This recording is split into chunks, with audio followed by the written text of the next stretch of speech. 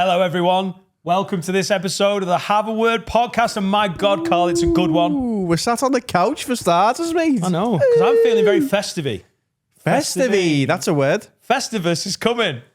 It's Christmas, just around the corner. This is when we're starting to do Christmas presents. Have you started yet? I haven't started yet, but I've thought about starting, do you know what I mean? Yeah, I'm starting to think about starting. Yeah. And if you're the same and you're a lid, or if you know a lid, or if you love a lid, you want to get them a nice, good gift.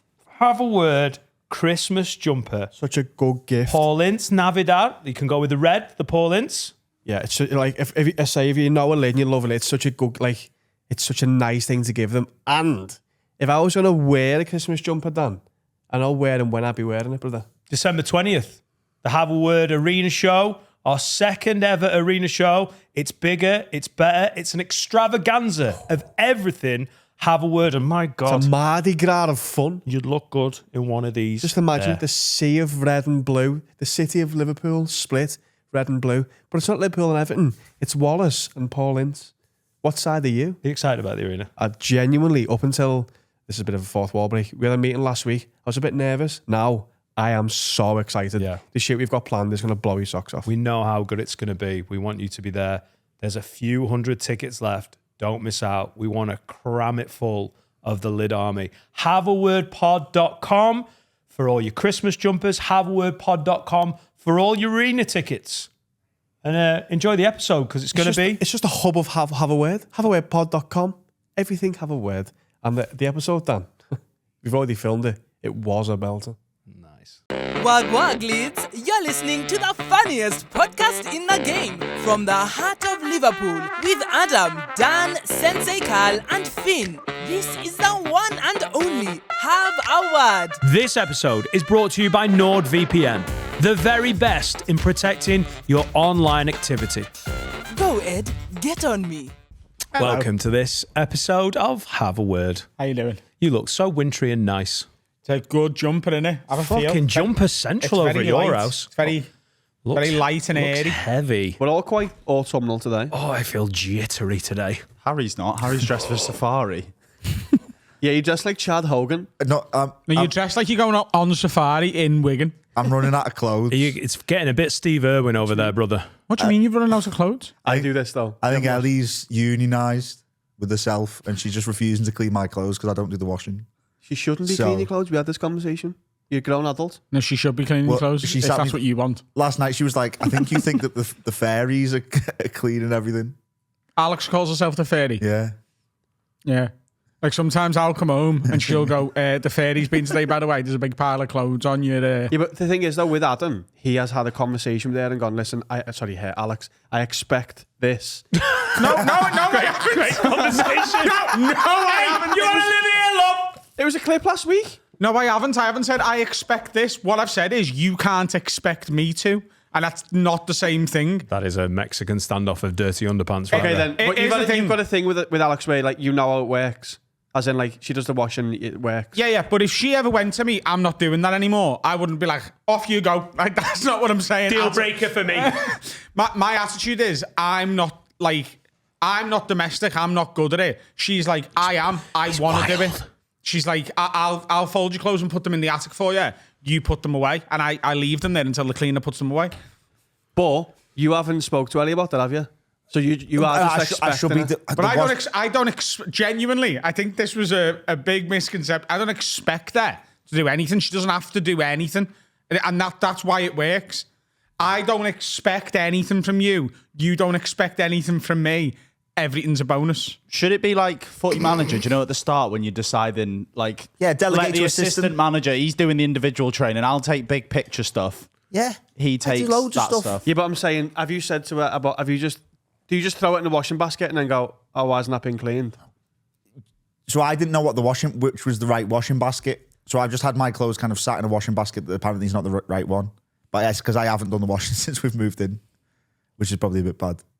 But the washing machine scares me and it smells. That's not good. Did it come with the house? Yeah. It came with the smell as well. Does it make the washing clothes machine smell? shouldn't smell anything but good. Yeah. I blame the woman who's been managing it, to be honest. Yeah, Ellie? but maybe we need to Get a new one. save up a little bit and buy a new washing No, machine. you just clean the filter out. Put a fucking the dishwasher. You can put like one of them in and it cleans it out. Can you? Yeah, just because your washing machine smells a little But what bit. if the previous and tenants also were smelly goths? Yeah, well, there's that. But if you've accepted the old washing machine, just because it smells a bit damp, you don't go new washing machine, bin that. Like it just needs a bit of a clean. I don't know if you're the man to do that though, Harry. Exactly. Like I think this is a Clive job, to be honest. He'll paint he's it, whack busy, it with though. a hammer. I've asked Clive to come round because our bag hook or like the coat hooks all fell down and we've just left on the floor for the last 2 weeks. If you haven't seen a previous episode, Clive is a mystery tinker from the Parbold area that does jobs for. Gay. He's gay. A mystery gay man comes in. He does jobs Claudio for Harry and his Ranieri. family. Doesn't work for anyone else, but they keep him in good Harry trade. bought a house recently with his wonderful partner, and The cleaner.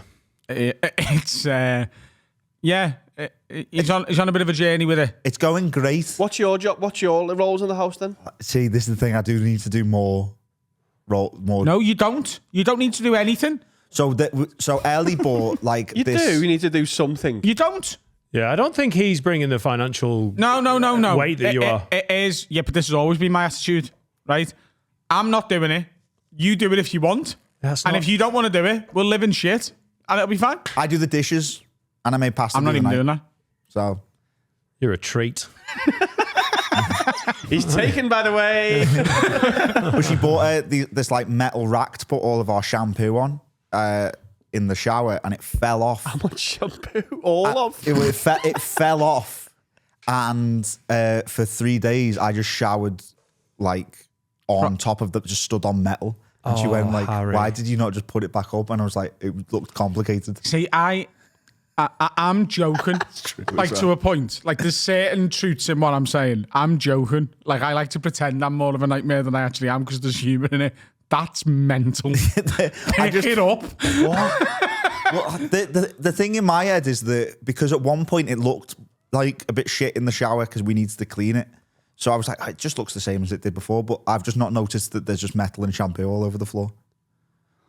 It's going to be a hard transition into grown-up adult for you, isn't it? Wow. Like, because that's what you've just gone, I don't know, I didn't put it there, I'll just leave it there, which isn't how you're meant to do it as a husband to be. I feel quite bad. Like It's the equivalent of, you know, when your missus puts something on the stairs, as if to say, look, that's going upstairs, but I don't want to put it That's upstairs my now. move. Yeah. If you walk past that 3 times, that so- will piss her off. I tripped up on it. Yeah, this is the one thing she's had to have a word with me about because I'm really bad. I don't see anything unless I'm You're looking at told it. to look at it. Yeah. No, not even like I have to be like hand walked. This box here, do me a favor, take it upstairs, and then. Honestly, you asked me to take that upstairs, it is gone. At least 3 more times. I mean, By the 4th, it will be upstairs. but I am blind to things.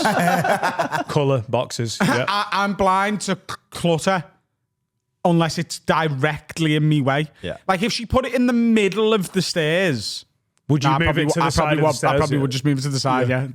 But like, if she goes, but also like sometimes, do you know why I don't take it up the stairs? I think like subconsciously, genuinely, because sometimes I put stuff somewhere and then she puts it away, and I'm like, where the fuck have you put that? She's like, it was in the middle of the living room. I've put it away, and I'm like, but I knew it was in the middle of the living room, so.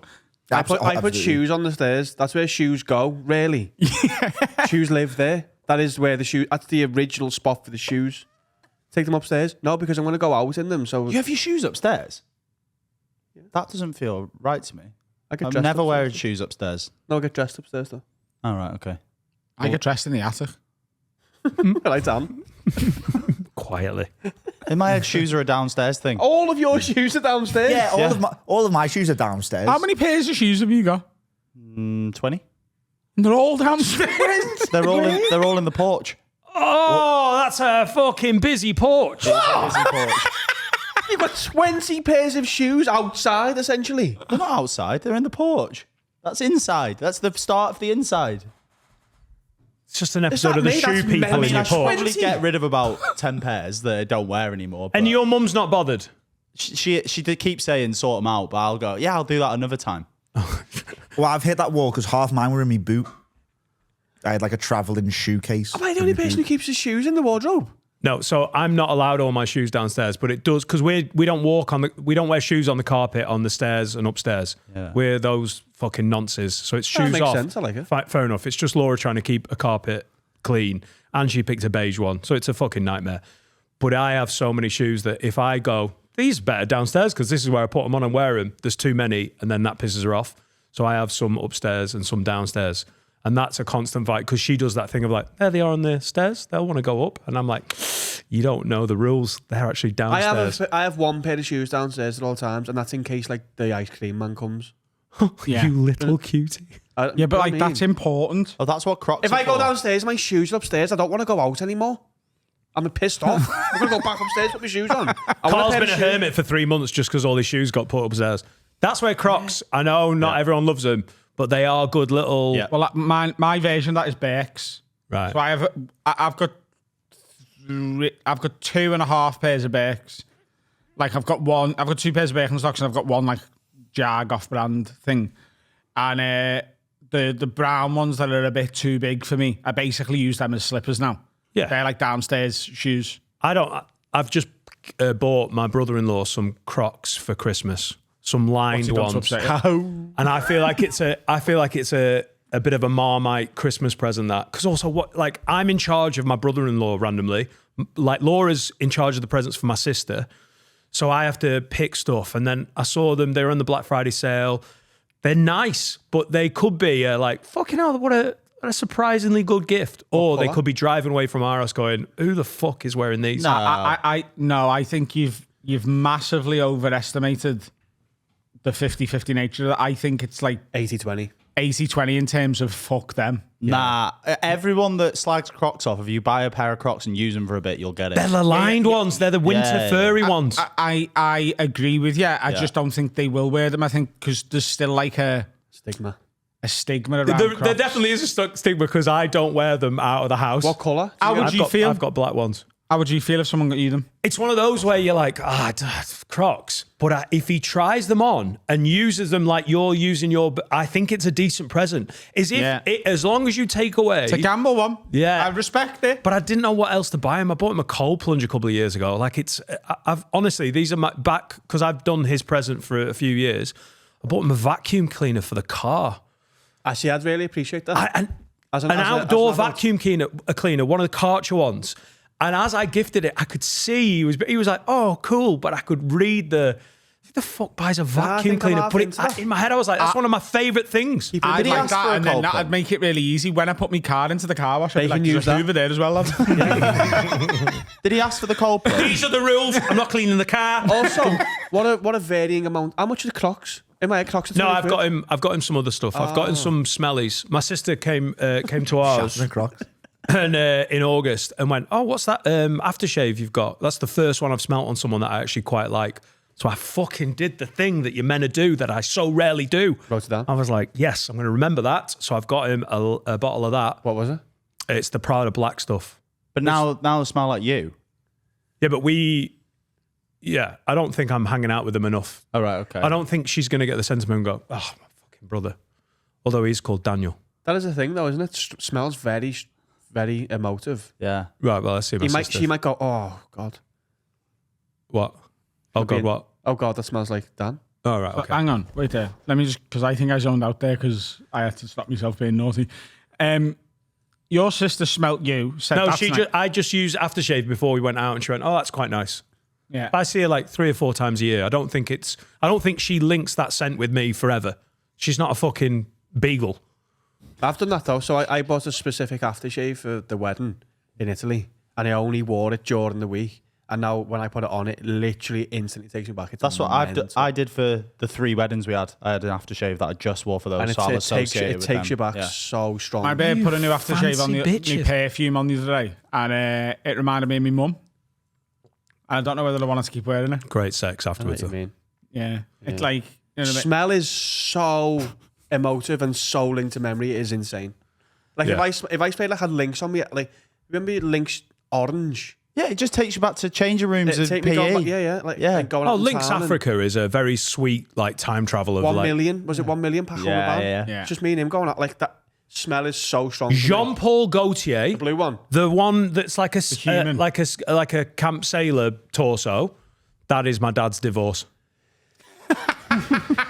That is my dad meeting after him and my mum split up. He was with a lady, and he went through his disco dad phase and used a half a bottle every time he left the house.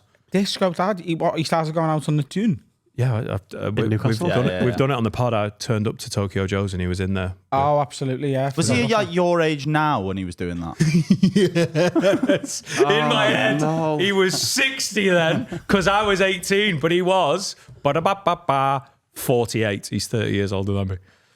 Wow. Whoa, in the club with a fucking bad boy leather jacket, proper T-Birds boy. And in your head, that was an absurd thing, but you're quite regularly in the club. Yeah, you know. But You're the disco dad. if you take Teddy's away, I'm never in the club. Yeah, but I'm Teddy's in is the the- Teddy's a good dad. And I have defo been the disco dad. In Teddy. disco Did I dad? say this to you recently? The last time we were there, I was having a fucking great time. And I genuinely, at one point, clocked a guy that was like obviously older than me. Went, cool. At least you're just the second oldest dude. And a girl came up to me and went, oh man, you're such a vibe, right? Because I was dancing. And I knew what she meant, like, look at you. You're old. Your knees are working, but you can still move. Oh. You're such a vibe, isn't a compliment? When was it that you were giving someone life advice? In Teddy's. You need to put a bit of money that aside. girl? Yeah. Oh my God, that girl. When she was like, there was a girl, me, Finn. It was after, I can't after remember. Carl's wedding? It was one of those nights where we ended up in Teddy's. And there was a girl that was dancing with us. There was 3 or 4 of us out. Yeah. Anyway, I had a dance with her. And as the night got going, she was doing that thing where she was like talking at me a lot. But the music was so loud, I was just sort of nodding. And she must have thought, this guy's so agreeable. But I couldn't really hear everything she was saying. It's my age. And at the end, she was like, Finn was like, Finn was like, you were doing the can we go? Yeah. And I was like, all right, we're going to head off. And she was like, I get a very strong sense that I need to take your number. And I was like, Wow. I obviously did no. It's fit. I was like, oh no. She went, is that not allowed? I was like, that is not allowed. And she went, could you give me some advice? And I was like, just keep doing what you're doing. You're amazing. See it. And then just walked. I swear you told me you said, just keep being you. That was it. Yeah. And she went, oh, yeah, great advice. Oh, to be fair, Hey, the poo now. what she made it gimpy. Like, okay, if I can't take your number, can you give me some advice? Like, what? Do you know what I That mean? implies that that's why she wanted your number, though. She didn't want to suck you off. She wanted to just, like, She get was some like, wisdom. I tell you what, he was a really, that financial advisor was had some real. He was such a vibe You were man. Rafiki from the Lion King. She kept calling me Rafiki. I should have made the link. Just be you, man. She was attractive as well. And she was Yeah, like, she oh my was. God, I just need life advice from that old bastard. Wise old man. And old Papa Dan comes in. Just keep the past being can yourself. hurt. Keep doing you. You're amazing. Keep doing Peace you, out. man. Peace out, brother. A-Town. What time? It's probably like 5 a.m. as well, isn't it? It's about 3:30 in the morning, yeah. It gets a bit wild. And then the time before that, Joe got bitten by an Asian lad. I mean, it gets wild in Teddy's. Considering it's pretty alternative and there Is Joe basically Asian isn't now? any knobhead. Yeah, that's how it works. Asian man. He's got some serious powers. Just runs on New York's own rice. Or noodles. Make more sense. Hey, there you go. No, it's rice. And that's Teddy's, the indie bar in Liverpool. Oh, it's rice. I'm so glad to be past my De Club era. Like, I just don't want to be near Too it. loud. And people are too near me. I don't want to be in a pub that's got the music too loud. I want to be able to talk to you at this volume, at podcasting volume from this distance, and no louder. I think when we've got 6 or 7 beers in us, we might think we're at this volume, but you do naturally you're like, we're just talking at normal volume. That's only because the music's so loud, though. But Pogues, which I love midweek on a Friday and Saturday, I can't be doing with it, man, because it's got nightclub like busy, hasn't it? It's shoulder to shoulder. It's a great boozer, but now if we do a show and that's where we go and have a pint, like if it's a Friday and Saturday, I can't handle it, man. There's a queue out the door. That's become Because I think a Half lot of after people. the arena, that's where we're going. Oh, isn't it? absolutely. Straight to Pogue. The only thing is, how, are we getting an Uber to the Rubber Soul? And got which that- order do we do them in? Rubber Soul and Pogues, I think. Yeah. The after party's so big, we're splitting it between the Rubber Soul and Pose. So see you all there. Haveawordpod.com. If you haven't got your arena tickets, by the way, it's dead late now, and just buy them. Haveawordpod.com. I'm so excited for the arena, and it's a really nice feeling going into it. I can't remember what we felt like last time. Awful. Did we? You two didn't. Me and Dan were I think- absolutely yeah. bricking it.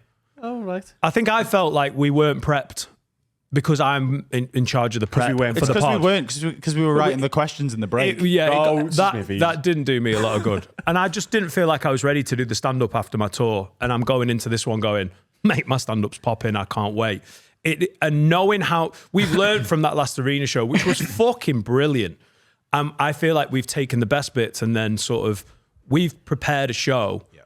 We've learned from It's a from proper last year. show this time.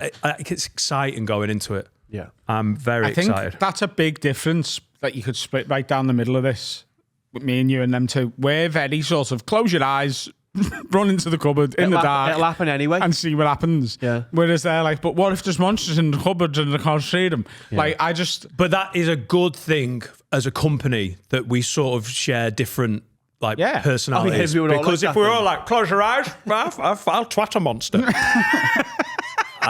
We're going into this one. Because I prepped trust, and ready. I trust us. I trust the people we're working with because they're amazing, and it can't be bad because we're all great. Yeah, but this time we've also done the prep. Yeah. So like last time, and I think because I do the questions and the prep for the pod, I out of nowhere felt like, am I doing this for the fucking arena? And we just never sort of focused on it, and it just built a little bit of, yeah. And also having 40 family members, I could do with that. Which I am. That's a fucking streamlined guest list. Yeah, you've come down a lot this time. Yeah, I've just made a business choice. Are you, if you've missed a few episodes recently, you might notice that Dan is suffering from AIDS, the Freddie Mercury virus. Yeah, like when you've got your top off, you can see your gains, but when you're all clothed right, up, okay. you look thin. Well, I have lost a lot of tummy. You have, and you haven't been boozing. So what's your booze tactic for the arena? Well, you said a few episodes ago you've got to put it in the wall, and I want to drink and have a good time without making myself sick. And it's been a long time since I've had 3 months off the booze, so I'm just going to try and take it easy, and then at the after party I can That's relax. so accelerated though by your body now. It isn't even just 3 months off the booze. It's 3 months off the booze with a new body. I Were think you need to get out with hammered the me in week before. Edinburgh? I feel like you were in Edinburgh. Do you remember in Edinburgh when I'd lost I all remember of seeing that weight? Lollipop Head Dan, yeah. Do you know I'm 2 stone heavier than I was at my lightest when I lost weight 10 Yeah, years I believe ago? that because you were insane. I was nearly 15 stone. I got down to 10.5, and it took me about 6 months. And that was using the Cambridge weight product. And I've done that again, to be fair. They've been useful.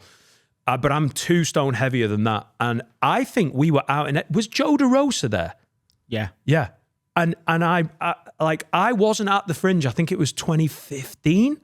Does that sound right? Were you doing an Edinburgh show in 2015? No, that's the 1 year I didn't do. 2014 it'd have been. Mad. 20 maybe the year after. 2016. Yeah. Yeah, it was 2016. And I'm at the Fringe. I'm fucking going for it. And I'd been like so low calorie before it, and I made a fucking lemon of myself. Like I got stupid drunk. Luckily with Joe DeRosa, who's a guy that I'd heard Bill Burr talk about loads, and that's what happens in stand-up, isn't it? Like I've now seen more of Joe DeRosa because he's been in Tyres and he supported Gillis when we went to see him. But at the time, I'm just like, this guy, along with Paul Verzi, is a guy that's been mentioned by Bill Burr on the Monday Morning podcast loads. So I had this kind of thing of like, I want Joe DeRosa to like He's me. so funny. When he fucks He's off, so good at stand-up. the wheels fell off my night, and I remember being like lying down in the loft bar. That is to an industry, a bar, to be pissed to the point when you're lying outside. So I would love to avoid that. I'm going to have a fucking great You night. should get hammered a week before. Right, good tactics. Next week. Just at home, just lab at home. conditions. Yeah, brilliant. I'll just get Bladder absolutely next garden steaming. office. It's like literally, you know the way they give you, if you get bit by a snake, they give you snake venom, so your body gets used to it. Right. You should do that the week before. Right, hang on. So the arena's in 17 days on the day we're recorded. So I need to about the 13th, Saturday the 13th. Yeah. Right. Well, I was going to go and work out with Rummy, but turns out I'm just going to go No, and we'll get do pie that. out. Still go and work out. Yeah. Rummy Still and no Coke. days off, mate. Nice. But then just go and put it in the fucking wall. Saturday the 13th. I'm looking forward to a Guinness.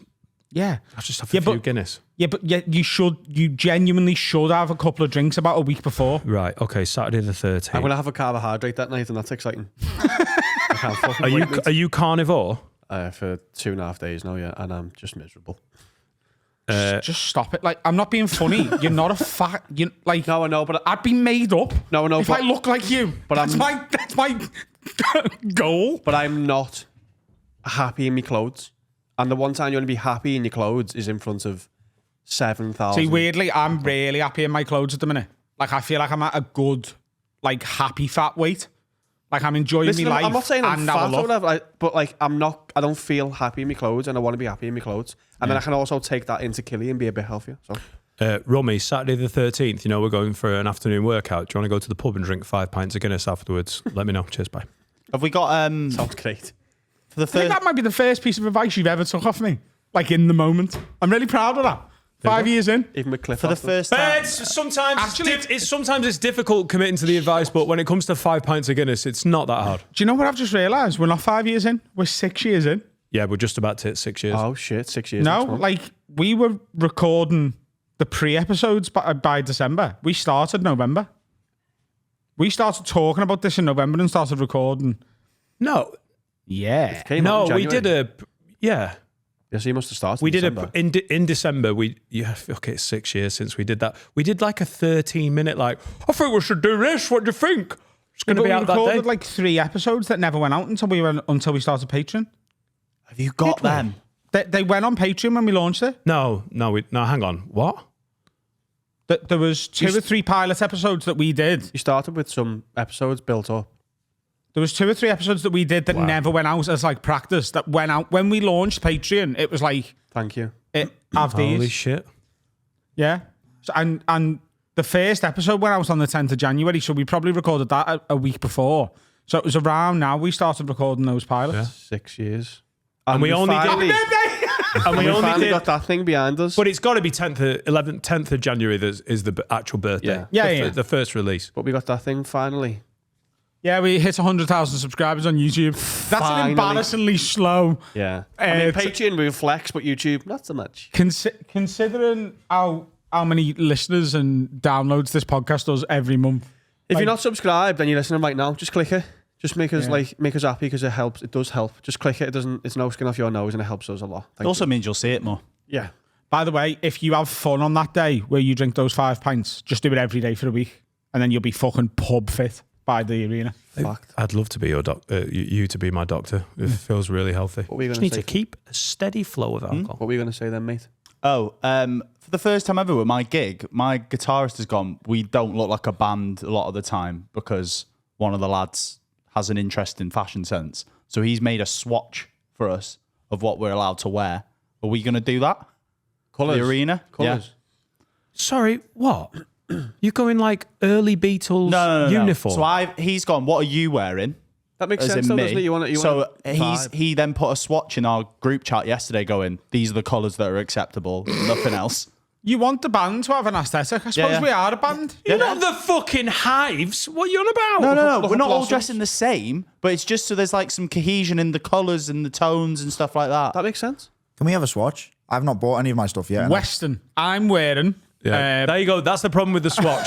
Adam's got some pretty strong opinions on his fashion. I'm wearing a denim jacket under a leather jacket. I'm wearing jeans and cowboy boots. So there's your swatch. I'm wearing leather chaps. Not to be sniffed at. I like it.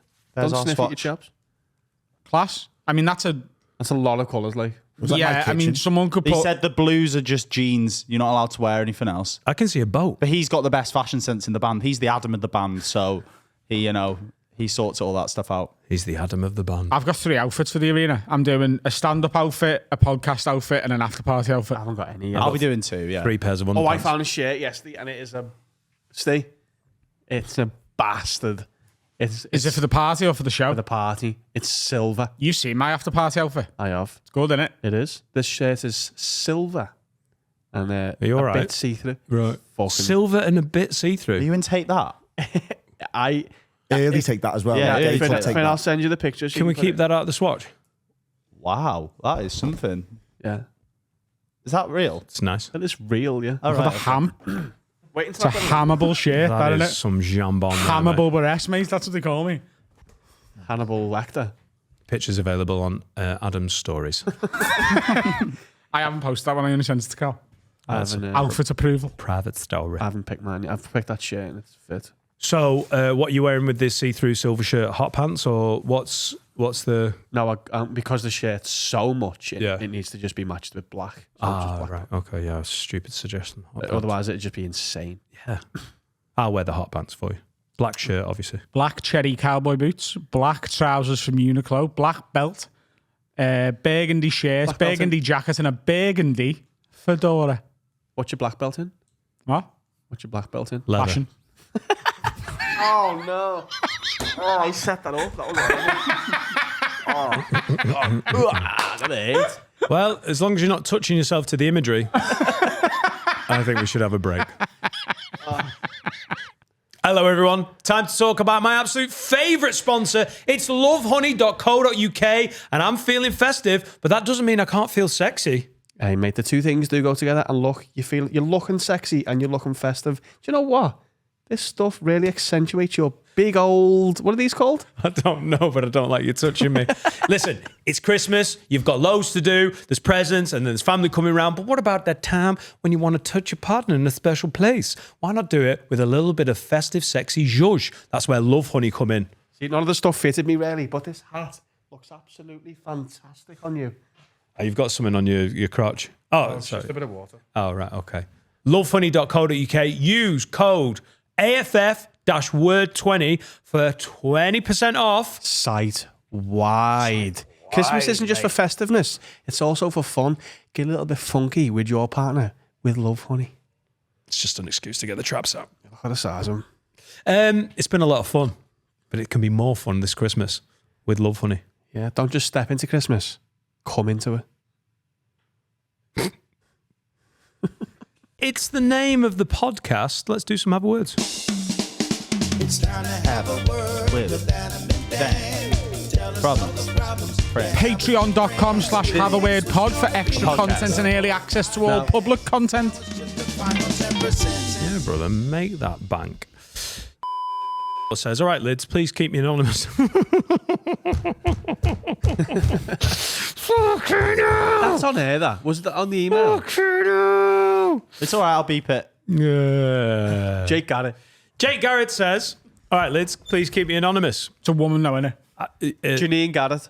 Janine Garrett says, all right, lids, please keep me anonymous. Have a word with our mate. Our group of mates are in our mid-30s to mid-40s. One of the lads started the WhatsApp group chat and is the only admin. He thinks he is king. And whenever someone jokes about his football team or gives him a ribbon, he removes them from the chat and only puts you back in the chat when he thinks it's your time. He's had one of the lads out for about 2 months now. We tried setting up a new chat with a different admin and added him, and he just left the chat and carried on his chat. We now keep this other chat as backup for whenever one of us is out. Have a word with him for being in his late 30s and wanting to be a WhatsApp king. Oh, He's you a might be the gobshite. biggest Just thing. remove this person from your life. Let him keep his little group. You start the second group. You don't put him in it. You don't allow him in it. He's a knobhead. You don't need knobheads in your life. Or do you put him in it and then remove him from it? No, you just fuck him off. He removes himself. What a gimp. They've started another group. This is and Rob he's Thomas, just- you know. This is what he's like. Oh, really? Yeah. Yeah. Yeah. Not the football team thing. You can take that. But, like, you know, if you ever go over his head or his weight or whatever. By the way, in your mid-30s to mid-40s, some of this Isn't that bullshit. 40? Like, what? Mid-30s to mid-40s, 40 in my head. Like that. The halfway point is, yeah. But I think some of them are mid-30s and some of them are mid-40s. I don't think they're We're all all 40. We're mid-30s to mid-40s. We're all mathematicians. I just expect this sort of stuff to be gone from your life. You know, you just get a bit older and you're like, I'm not putting up with bullshit Everyone like this. should be an admin as well. Like, there shouldn't be an all-powerful man in the group. I really think you've got to Doesn't matter, but stand your ground on this and just be like, oh, we've started another group. And if you delete yourself from it because you like the power of your own group, fuck off. You'll miss things. Also, is he the best hang ever? Because he better be great in real life to justify the bullshit of him Can't be. being a genuinely WhatsApp really overlord. happy. I've got to the point in my life where there's nobody in my life who I sort of dread being around. There's no one I don't like hanging out with. And even career-wise, because that's like a worry as a club comic, as a circuit comedian. You look at the bills sometimes, you're like, fucking hell, I'm going to be with them. Me and Dan have essentially made our own circuit where we're just like, it's Adam Rowe and friends. It's just three people I want to work with. I love it when comics, like, if I ever speak to Barry or you're speaking to a comic in the week, they're like, oh, where are you this week? It's a really comedian thing to be like, where are you this week? As in, where are you gigging? And if I'm doing a weekend somewhere, they're like, oh, who you with? And I just have stopped checking sometimes. I'd just rather not know who's on. You not stick around. You what? Are you in I and do. out? I stick around. I'm in the dressing room. But what's the point of me knowing 4 days out that I'm working with a bell end? It doesn't change anything. It just gives me 4 days of going, oh, this fucking gimp. And the reality is that when you get there, they're not usually that bad. The chances are they'll be fine. But I'd rather just not know and just put up with it on the night. And also, that's the beauty of like having your phone now. You don't have to fucking... to be fair, I get involved with the dressing room. You have to at Hot Water because there's so much going on. There was so many people in my life in my 20s who I was just like, I don't love being around him, but you know, and I just don't put up with that anymore. And you don't have to. And maturity is realising you don't have to. And we're like, Your mates who you grow up with, you have a weird bond with them during your 20s, I think, where, you know, like the brotherhood of being a teenager when you were at college and stuff. That you, like, okay, so I remember a couple of the lads had a girlfriend for a bit or whatever. Maybe there was like one lad who had a long-term girlfriend, but we were each other's world. Your boys were the most important thing. Like, and then that gradually just sort of ebbs away, doesn't it, as you get older? You can still have your boys, but you also just, you move around, you get new mates, you start a career, you make mates there, and then you get in a relationship probably, and it just seeds importance. Yeah. But I think it is a bit of a tipping point, some point in your 20s where you're like, just because we were best mates when we were 16 doesn't mean we're going to be best mates You also at 36. You change, and like some people just mature and age at different rates. And there's probably been some of my mates who matured quicker than me, and we sort of, and I was like, oh, you're a bit of a fucking gimp now. And then they've fucking got off and done their own thing. And I'm fine with that. Like they got to a point before. I'm just happy with, like, I also have like separate little, like the lads I went to school with, they can absolutely come and hang with us, but also I hang with them separately. I hang with you separately. Yeah. I see a lot of Alfie. I see a lot of Jack Finnegan. And then me missus at home, like, and she loves doing everything I love doing. But It's if just you fucking- are carrying the baggage of like, oh yeah, but we're best mates because we always were, there's so much time you've got. If you're clogging it up with people you're like, I think they're a bit of bellend, but I've known them since school.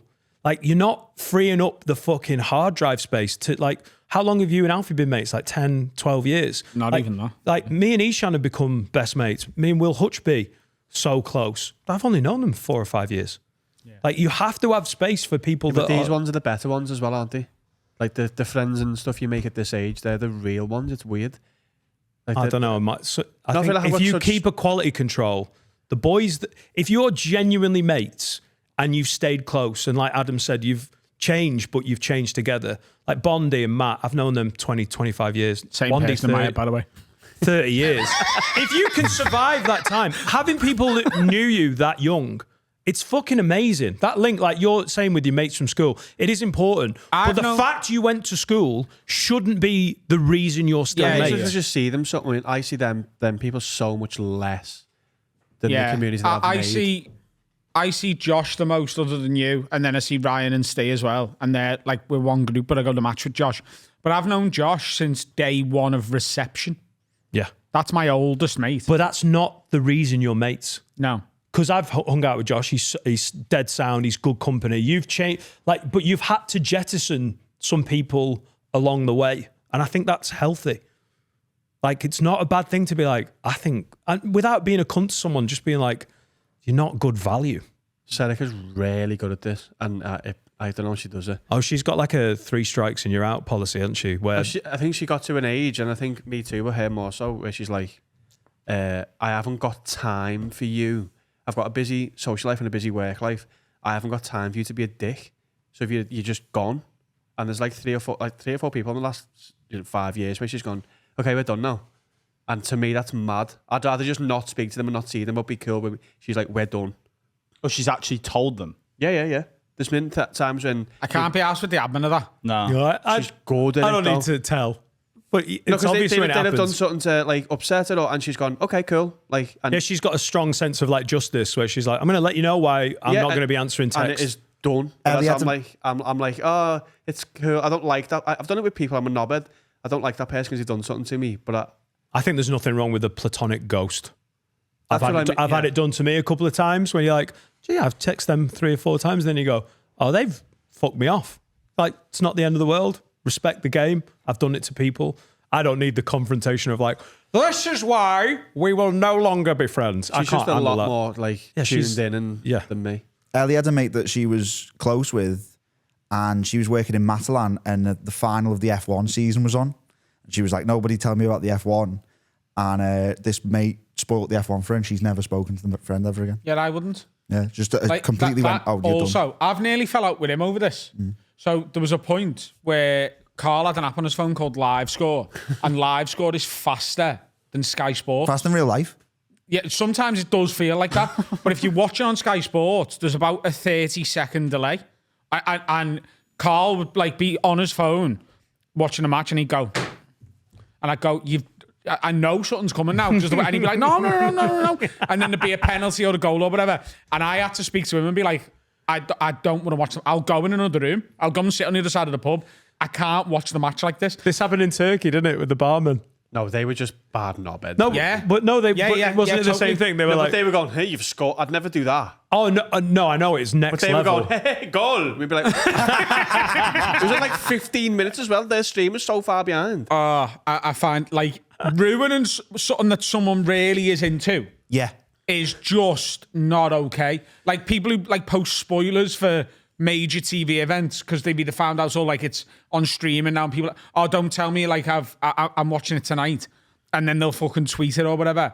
Like, what are you doing? Like, what are you getting out of that? Well, it used to happen with when the Harry Potter books were coming out. Harry Potter. When the Harry Potter books were coming out, when like spoiler, like Snape's Dumbledore or something. Snape dies. Snape's Snape's Dumbledore. Yeah, and Has been all along. And I've not read them. But people would drive past in cars and shout at the queue, waiting for the midnight release. That's funny. That Voldemort's dead. No, that's funny. Sorry, Yeah. I've changed my mind completely. That's funny. Speed reading the book. Right, get the car. If someone drove past us in Turkey and was like, "They're gonna score now, lad," like I'd be like, "Oh, you knobhead." There's something about that. No, that because has humour Dave to got it. a kick out of that. The person driving past going, ha ha ha, and like whatever. The guy in the pub was just being a dick. Yeah. No, I think he might have been like, oh, you'll want to know. 3 goals. 3 goals. Now you know. 3 up. Huh? Yeah, if anyone in your life is this kind of Nazi little cunt prick, just fuck him off. Yeah. Start the second group. Use that as the main group. Stop talking in the one he's running. Take his power away. My little brother kicked me dad out the family group chat once. And that If was- the that was Nazis murder. had said to Hitler early on, hey, if you keep killing Jews, we're going to start a separate WhatsApp group, fucking a lot more people would be alive. And that's the point we need to take from it. Because that's, most of It got out of 1930s and hand because they 1940s. let him run the nationwide group chat. Well, yesterday in the road chat that I started, 2 women organised going out, and I nearly went, you're going to get kicked out. Because this is for resident stuff. And they were like, what time should you go out? We should get I was like, what are you doing in here? You're a loser, No, because I'm getting notifications on my phone. because you've taken over the street WhatsApp. Yeah. How old are you? And I was watching the fucking game and I was like, Julie. By the way, That's a real if name. this was me, if this was me that ran the street WhatsApp, you'd all be having a fucking field day. But I would I rather don't throw talk in my it. phone in a river than start a I WhatsApp don't talk group. in it. I'm just there in case something's done me head in and then I will. But don't fucking make my thing pop up when I'm watching the match because you're going to get in the 10A. You're not mute your groups. No, because then I feel like I'm going to miss out. These knobheads. 8 p.m. Good time to go out. I was watching a match and the thing kept coming down at the top. I'm like, fuck off. Honestly, your street is what, like 12, 20 houses? What's the most dramatic shit that could, like, what's the thing you're worried about Usually missing? me kicking off both the bins. I don't talk any. Because it fucking fixed itself because I kicked off enough. People were feeding pigeons and it was doing me head in. Fingering each other. I was like, there's an issue with pigeons in the road. Are they just two lesbians that live on your street? There are 2 lesbians on my street. Are they in the WhatsApp group? They are. Are They're they allowed. shagging? Are they together? They just had a baby. It's the best thing in the world. I made Oh, they're a couple. They're a couple. Yeah. Oh, I thought they were separate No, houses. they're partners. They're amazing. Love them. But people were feeding pigeons in the street. So there was shit all over everyone's car. And I was like, can we stop doing Where did they get the cum from? No, it was bread. No, the lesbian The lesbians. Yeah, they weren't throwing cum for the pigeons. Or These shoving are bread up dirty pigeons. Do you know what? Didn't ask them where they got the cum from. Where did they get the cum guzzling pigeons? But they were feeding the pigeons. I was like, Did one of them have the baby? yes, She gave birth. she gave birth. Did they do that thing where they both put their eggs in like a Ebola. FA Cup draw and they're like, this is the embryo and they don't know whose embryo it is? what they're They never doing, know. What They they're never doing know. is one of the ladies had a baby with a donor, and then they're using the same donor with the other lady, and she's going to be the mum. So they both have been mums, and they'll still be brothers because it's from the same donor. I think it's cool as fuck. Yeah, And both of their pussies get ruined. I haven't said any of this. The main thing is, just keep Adam away from them. Lovely, congratulations. Where did the cum come from? I did think it, but I didn't say. I think it's a perfectly valid question. You just got to word it better. But yeah, stop feeding pigeons because you shit on cars. So hang on. How are they going back to the same guy? Do they know the fella? I imagine so. Is it a private Would you deal? do that if they asked you? Would I what? Would you give them your sperm if they asked you? What do they want it for? The baby. I think it's No, pretty I clear. wouldn't give 2 lesbians on my What do they cum. want it for? The pigeons? It's a lovely garnish on a madras. What do you mean? Madras. Would I? No, if they said that guy, the first donor, he's dead. He's been run over by a tractor.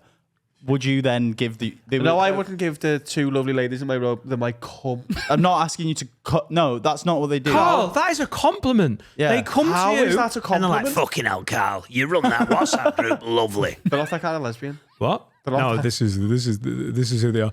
And you know what? You sorted out the pigeon shit, a fucking treat. Anyway, there's been a horrific tractor accident. Luckily, not on this road, because you'd have been kicking off about it. But we are going to need some, how does Alan Rowe put it, come for our pussies. And you seem like a stand-up guy. Give us your jizz. Cash offer, 20 quid. Because I wouldn't want a child in the road who isn't to be off me. Huh? Fair. Why not? Would you do this?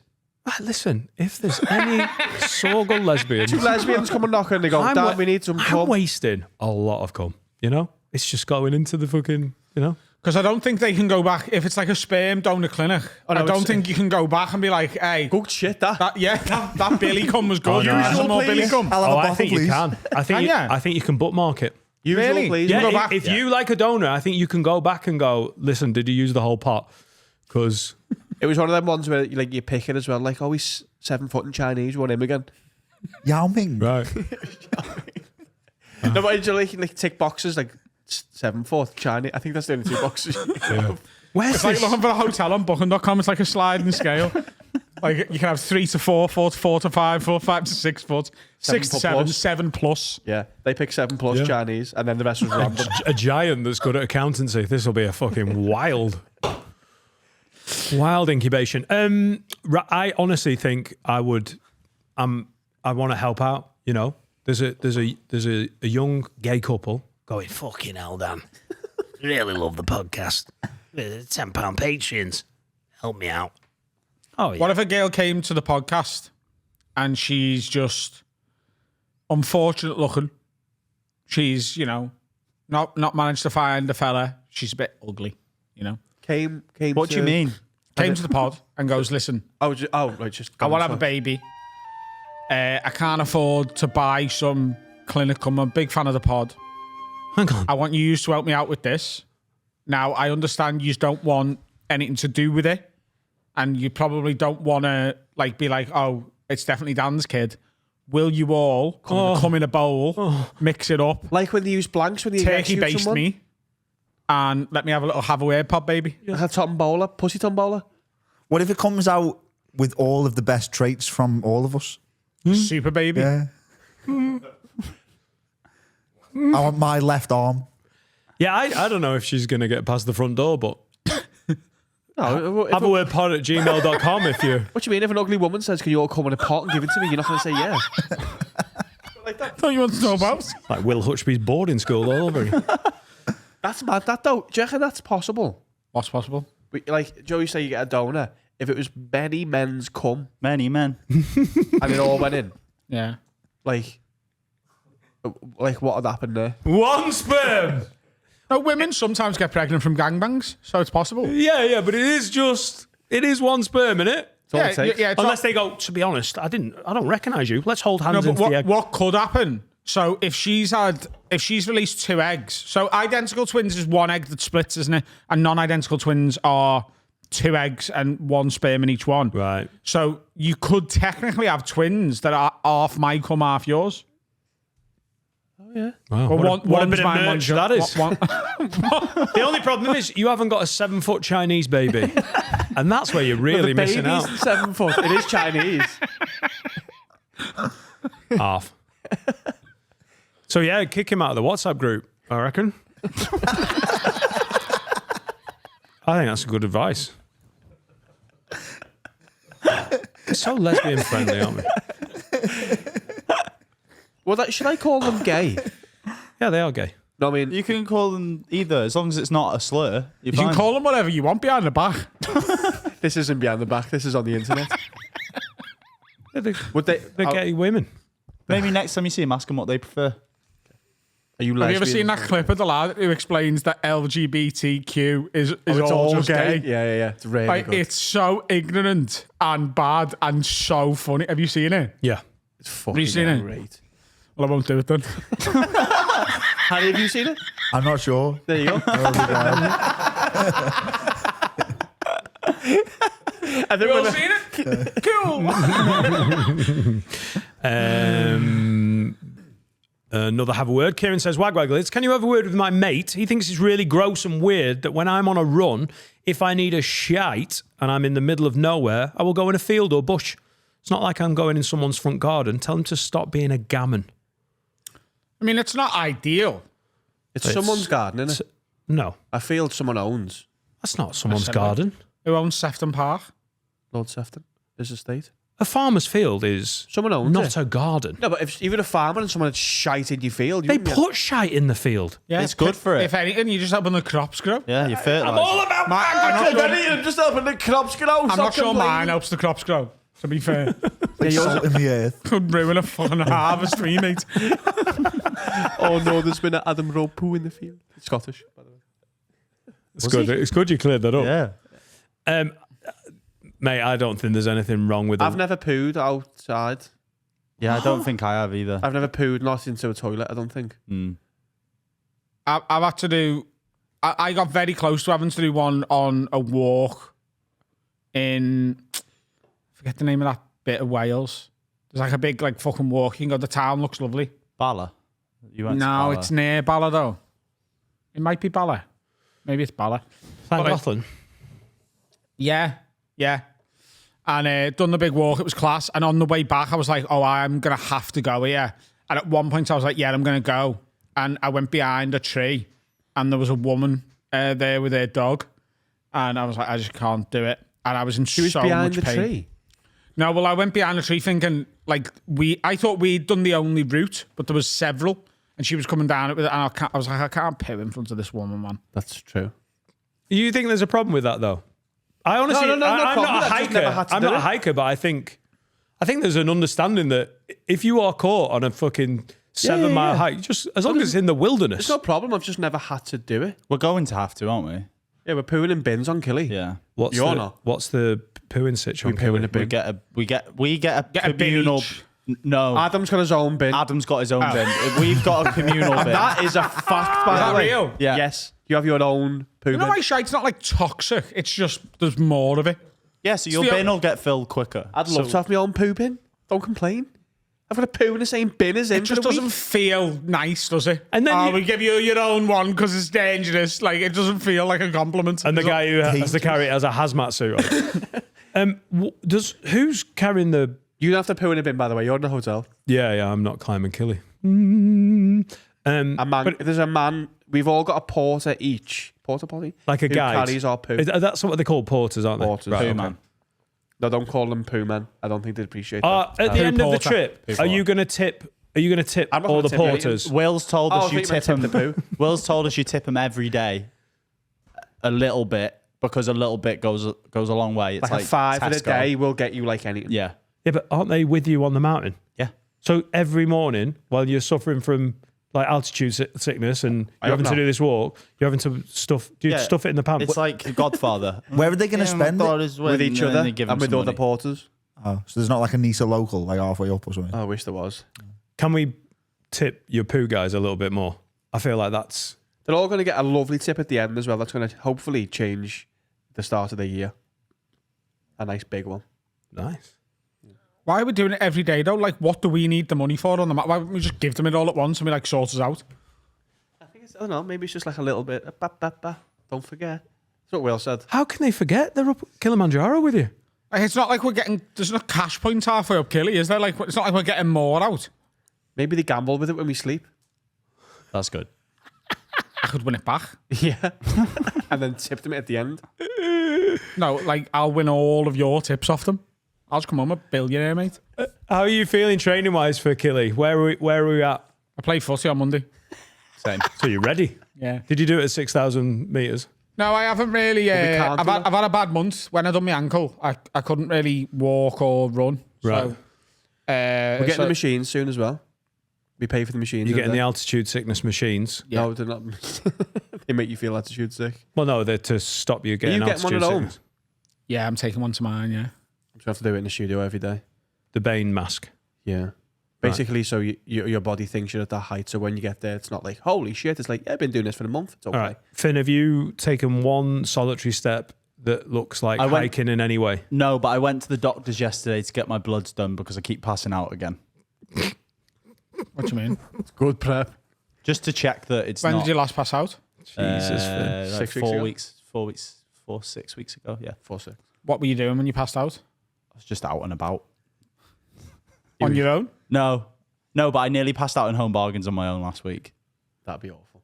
I think these porters need to start betting Is it on 'cause you who's thought going to the make it sticker to was the top watching of you? Killy. Yeah. Shit my pants. Have we got a doctor going up with us? Or like a medical professional? You've got a poo porter. Right. Gillian McKeith.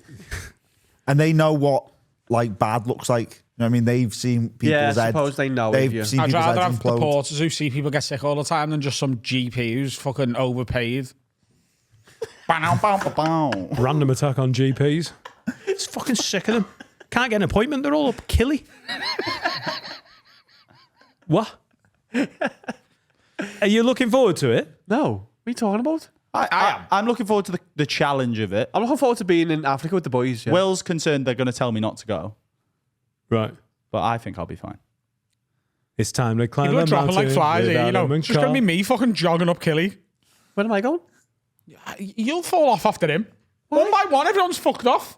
I'm still here. I want to do it, but if a doctor goes, If he's "Don't not doing do it, Harry, you are. You're taking his place. yeah, Okay. I mean, I think I'm pretty medically suspended as well. Why? Look at him. When I said asked the altitude people, I was like, theoretically, could I climb Killy? And I have like sleep-based epilepsy, and they went, ooh, which is not the sound I want an altitude specialist to make. Maybe they just fancied you. Come here. What, do you find me attractive? Like that Patrick Bateman meme. Ooh, go ahead. But I'll take. I mean, I'd rather not. I'd rather do like fun stuff at the bottom. I am looking forward to Important stuff. Important That's I'm looking forward to being able to say I've climbed Kilimanjaro. Now, there's an argument to say I could just say it now. I'm And he looking was forward to checking. coming home. already. That's with most things. I've told you that before. Carl When could be getting sucked off at his bar mitzvah Yeah, and he'd be but like, wait can't to wait to come. go home. What? What? Huh? Didn't know what to say about They've that said one. that the feeling of going from the top to when you don't feel sick anymore is like a high. Yeah. So And that'll apparently be, you that'll be feel fun. that high a little bit for the next 6 months afterwards as well. 6 months. Because like your brain is just loves oxygen. Just I'm like sorry. surrounding oxygen for There's a ages. 6-month high available. Danny's back on Killy. I'm really excited to see the stars at night. Look how they shine for It will, like, we're going to Apparently see it some looks gorgeous things. spectacular. Like it looks amazing. Is it the darkest we'll have ever been to? Like the Is it the darkest we'll have ever been to? the furthest away from electricity? Or like street Not lights? necessarily. I locked myself in the larder for a bit when I was a kid. That was pretty dark. The larder. Yeah. Where you keep your butter. Do you know what a larder is? Yeah. Cupboard under the stairs? All right. Like Harry Potter? Yeah. I've been in I've never heard it called a larder, but that's amazing. In I Iceland, have we drove out into the wilderness years ago. for like 2 hours to see the northern lights. That was pretty dark. I rode a camel and did that. Unrelated. Not in the dark, you didn't. I rode the camel and then in the dark, You rode a camel in the pitch black. it was light when we started. It got dark. Did you It get does lost? that sometimes. Did you get lost on a That was camel? just a dog. We were on a camel ride, but my camel was flirting with my sister's camel, Ellie. and the camel would. The way camels flirt is that they regurgitate their gut up and then go like and spit bile at the other camel. So my sister was just Someone getting lied covered to you, in- you know. was He's getting covered me in bile. Oh, he's flirting. He thinks you're attractive. My sister's getting covered in bile. And then we got off in the pitch black, and then a fella got a telescope and showed us Uranus. Is ours? Man. It was an expensive telescope as well.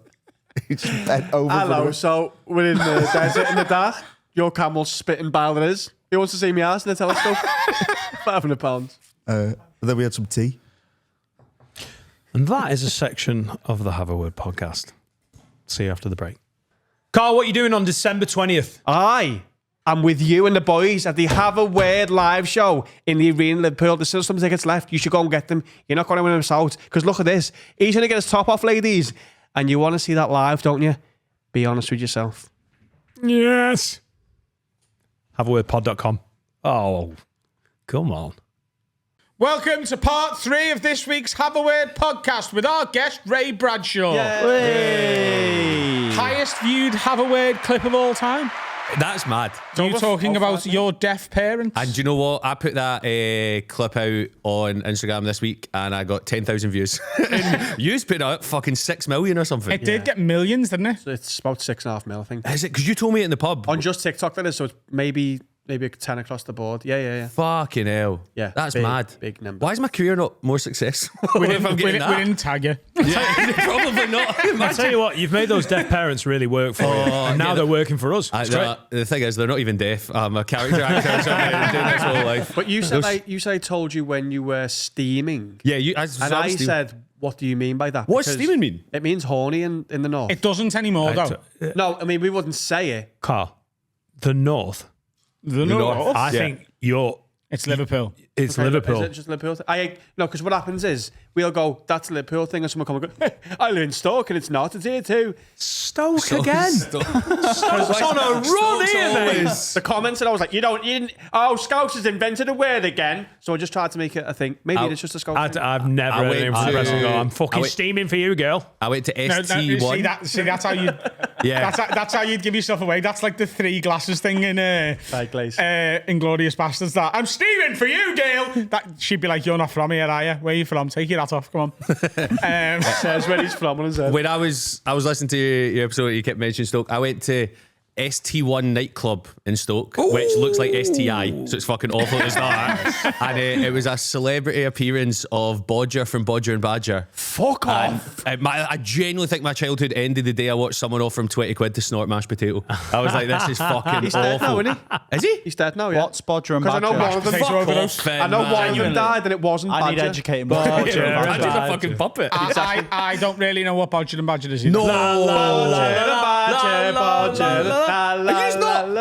It was a and guy who lived Badger. in a house with a badger. Who love mash? Yeah, who fucking loved mash. Bodger Like- and Badger, man. I tell you what, sounds like I've missed out here. He was steaming for mash. Bodger and Badger. Straight down the cam. I really just thought how mad that show is, but I fucking love it was Bodger. great. It was the thing, a puppy who just scrammed mash. And the fella was like, don't eat that mash. But also, see if you're a puppet. Mash must be really hard to wash out of it. Yeah. So surely you should have picked they like went through grapes it, or yeah. something easier to eat. I don't know. A lot of badgers. He's dead, don't he? Yeah. Yeah. What year Is did he? you see him? Ballpark 2007. Why? Why were you at ST? My flatmate was from Stoke when I went to uni. All right, So okay. we went there. So oatcakes. When did he die? 10 years later, so you're in Okay, the right, clear. yeah. You're I in the don't need clear. an alibi. What are you suggesting? That I killed Bodger? Is the badger still alive?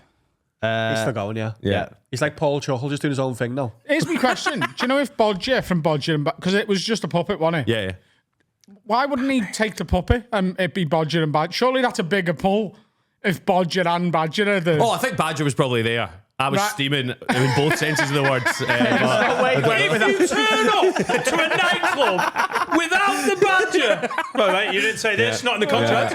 I thought you wanted Bodger. Imagine No, Badger. no, he didn't say I went to a nightclub and Bodger and Badger were there. He specifically said I went to a nightclub and Bodger from because Bodger it's and Badger fucking were there. implied. Like you don't need to say the He puppets met there. Bodger, he didn't meet Badger.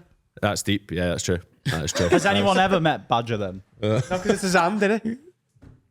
Sort of just spoiled There puppets. was a few... Spoiler alert for Bodger and Badger. What's the fox cunt? What's his name? Basil Brush. Basil Brush, What's yeah. the fox? Well, better name. A few years ago at the Fringe, right? He did a show. He did a run at the Fringe. Like Yeah. it was his show, right? And obviously, it's just some fucking divorced fellow with his hand up his ass, like doing whatever. But there was comics who I think are relatively intelligent, sound people who were like, "Oh my god, I can't believe I met Basil Brush." And we're like posting selfies with Basil Brush, Yeah. because they queued up afterwards to get pictures with him.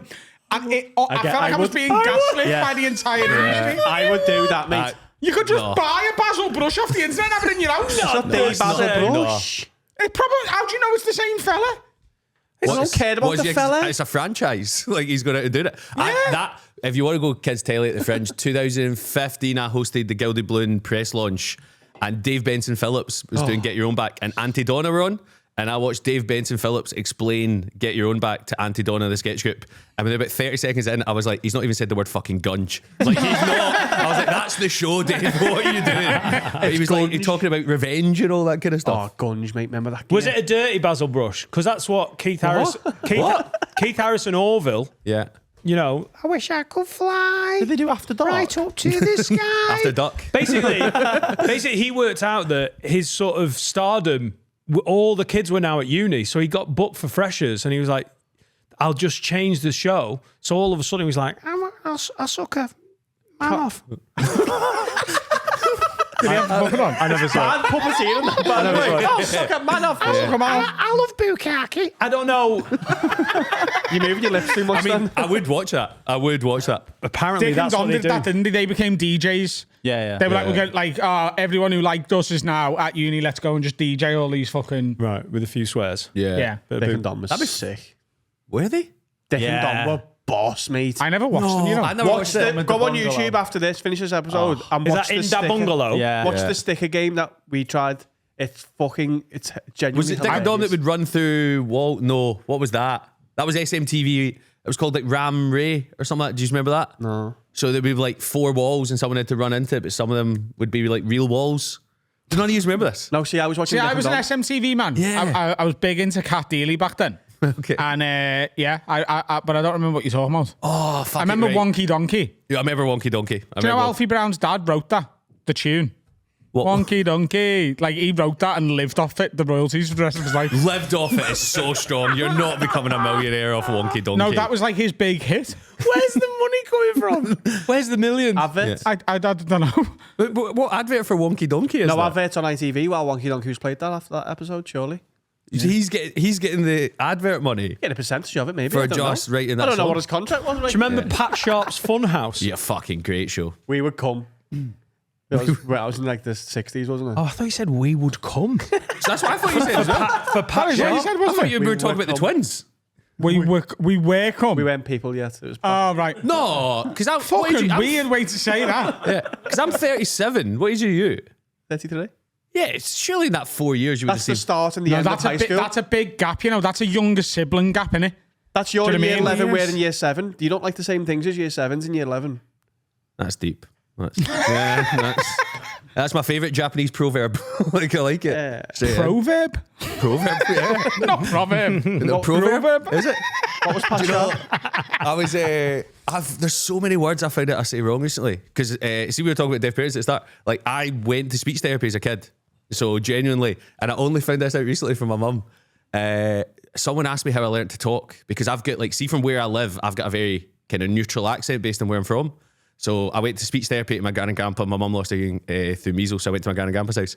And I said to my mum recently, I was like, was there anything else you did to help me learn how to speak? And she went, the speech therapist told us to put a radio in your room when you go to bed each night so you could hear words, music, language, all that kind of stuff. And I went to my mum, I was like, that's a good idea. Did it work? And my mum went, we couldn't tell if it was on a station. So they would just put a random radio in my room each night and fucking hope for the best that music was on. So like I was like 5 listening to White Noise like an ISIS hostage every night going to bed. That's how a lot of people sleep nowadays. Yeah. They were my homie before its time. This is how sort of ignorant I am to disabilities, right? Is, you know, like how... Strong start, by the way. Honestly, though. Yeah. Do you know how, like, blind people, like, some people aren't, like, it's not just blackness, is it? Like, it's, like, overly blurred. Like, they know... There's like bits of light getting Some them. colours and shapes, yeah. I sort of thought deaf people was like that. I didn't know that it's just silence. No, I it is. thought it was like, Isn't it big D, little d? Yeah, so there's a difference between deafness and penis size, and so it kind of goes that way. But so like my dad was born deaf, so he has nothing, but he can hear see sometimes if we are. I remember one time we were at a petrol station and there was like a big thud. Yeah. And he feels it way quicker than anyone else. So there's that. Whereas my mum lost hearing through measles, so my mum can remember what you laughing at? The big thud, just him getting rammed raid. all the deaf Japanese people knowing about Godzilla an hour and a half before everyone else. Your dad's like, the cavalry are coming. What, like when the cows lie down? What? When the cows lie down during the rain? The deaf people are panicking. There's a Godzilla coming. That's a good concept, by the way. I might run with that. There's a Godzilla coming. God, yeah, singular. But I remember, there's tons of wee misconceptions. I remember Frankie Boyle was like, is your dad strong? And I was like, yeah, he's pretty strong. And he was like, all deaf people are strong. And I was like, are they? Because I know some with brittle bones and stuff like that, so they're not. But yeah, there's tons of those. I get asked mad questions. Like, what was one on live telly? I was doing the telly chat show kind of thing, and the guy interviewing was like, so if your mum and dad are deaf, does that mean you can read Braille? And I was like, nah, because they can see. And I was like, you've just done a fucking, you've just done a hate crime on telly, mate. What are you doing? You get tons of them. Do you know what's really bad? Is as you said that then, I was like, what's wrong with that? And then as soon as you said it, I was like, oh yeah. Did you ever, if they ever annoyed you as a teenager, just scream, fuck off? Yeah, all the time. You would hope. So my mum lip reads amazingly, so you would have to turn around and just hope there wasn't a mirror. And then you would just shout "fuck off" or cover your mouth or whatever. Like a footballer at the end of the game. Mum, fuck off. Mum thinks I'm swearing at her, but I'm actually discussing swapping shirts. That's all it is. But yeah, Talking to your mate, she's doing my fucking head in today. Imagine that's what they're doing as they're walking down. Yeah, there's tons of wee things that you think are normal, but they're not. So I did a bit of stand-up about this. Someone was like, what is the best thing about deaf parents? Because I always think it's sneaking at the house and making lots of noise. But the best thing for me was see when I was a kid, if my mum and dad were hoovering and it was too loud and I couldn't hear the telly. Unplug her. Yeah, just unplug their hoover. And they would just they just cut about hoovering and 2 weeks later we have to go to Argos because the hoover's not working again. Just that kind of cycle. But yeah, there's tons, everything, because same with you, all your upbringing is so natural to Were use. you responsible for more in the house then? If the takeaway came? Yeah. You knew takeaway, they I phoned the bank when I was 7. So I would know what an endowment policy was, trying to negotiate mum and dad's mortgage. I used to fucking hate Abbey National so much because they would always do a thing where they'd be like, you'd phone them and they go, can we speak to your mum and dad? And I go, mum and dad are deaf. They can't hear on the phone. And then you could just hear the panic in the wee call centre guy's voice. And they go, okay, we'll phone you back. And they would never phone you, ever. So you just start over and over again. And I remember being steaming in both senses in a nightclub in Glasgow, probably 2006. and a girl asked for my number, and she went, "I'll give you a phone tomorrow." And I remember in my head thinking when I was drunk, I was like, "That's what Terry from Abbey National used to say." Like, this is fucking indoctrinated in me. What's your but name, love? Abby. I'm not falling for it. So did you always have to answer the phone? You always had to answer the door? Yeah, so when the phone rang, me, my brother, and my sister were all here, and I'm the middle kid. So when the phone rang, you would say, "Shout Bagsy, not me," at the top of your voice. Do you get Bagsy down here? Yeah. Yes. Bagsy, not me. And then whoever said it last had to answer the phone. And then you'd have to go to the door, phone, interpret different situations. I've had to interpret my dad and like hospital appointments and stuff like that. So it's just because they're meant to book interpreters, but they don't, so you end up... Halloween must be hard. Because you must be at the door constantly. Because No, my dad's tight as fuck. He switches the lights off and just accepts the egging. Like, he is not arsed about it at all. Do you have mischief night in Scotland? No, what's that? The night before Halloween is the eggs. Mischief night? Yeah. I've never heard of that Mizzy before. night. It's a night to get up to mischief. Not anymore though. We've said this before. Kids aren't really into it no more. But when we were kids, you go out egging the night before. I know this is going back a couple of minutes, but I think that's worth saying. I've just a guy in Greece. I was out for the Scotland game, and he told me some Greece fans had egged him on the way home when he was on a lime scooter on the way home. And I was like, I've not heard of anyone getting egged in years. Yeah, it's and he new. was like, no, I wasn't even angry. It was like nostalgia for me. Like, I really enjoyed it. Do you know the thing with footballers at the end of the game doing this and talking to like it's normally like a fellow countryman in it? Like they'll go over to like you know, Salah will go over to Omar Mamouche and be like, "Hey lad, you alright? How are you getting on?" Is it just because of lip reading? Yeah. They're trying to stop. Yeah, okay, yeah, right. yeah. But kids at like under 11s are seeing footballers do it. And when they're playing their mates on like a Sunday afternoon now, they're going up to the mates from school and going over and being like, "You're all right, lad." Yeah. So funny. So I coach my son's 4-a-side team. So he's 6. So there's like 29 6-year-olds.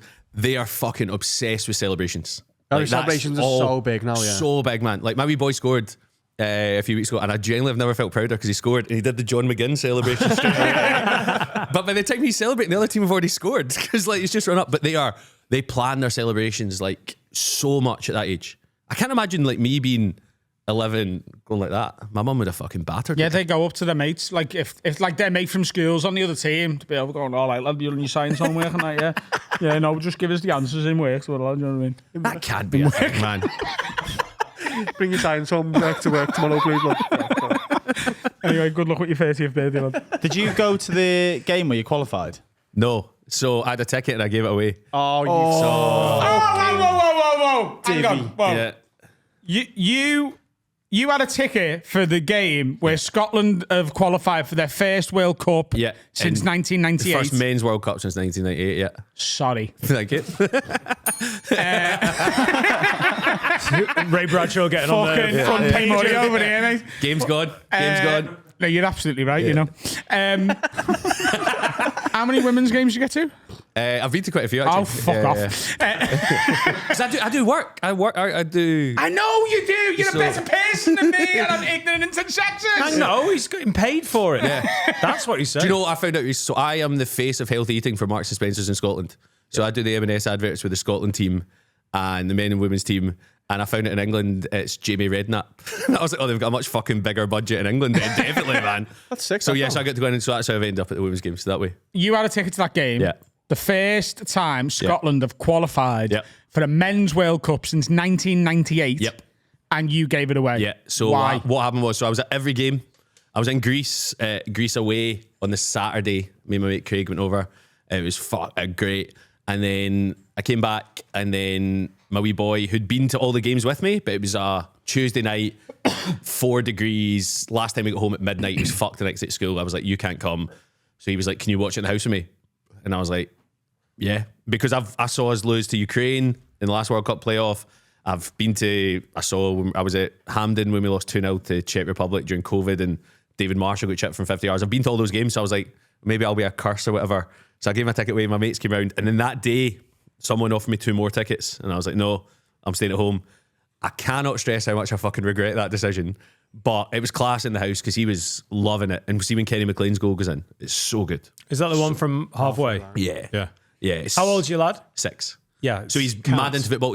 I felt like I've nailed parenting the other day because he's mad into football. His memory is amazing. So he was like, Dad, who was better, Ronaldinho or Batistuta?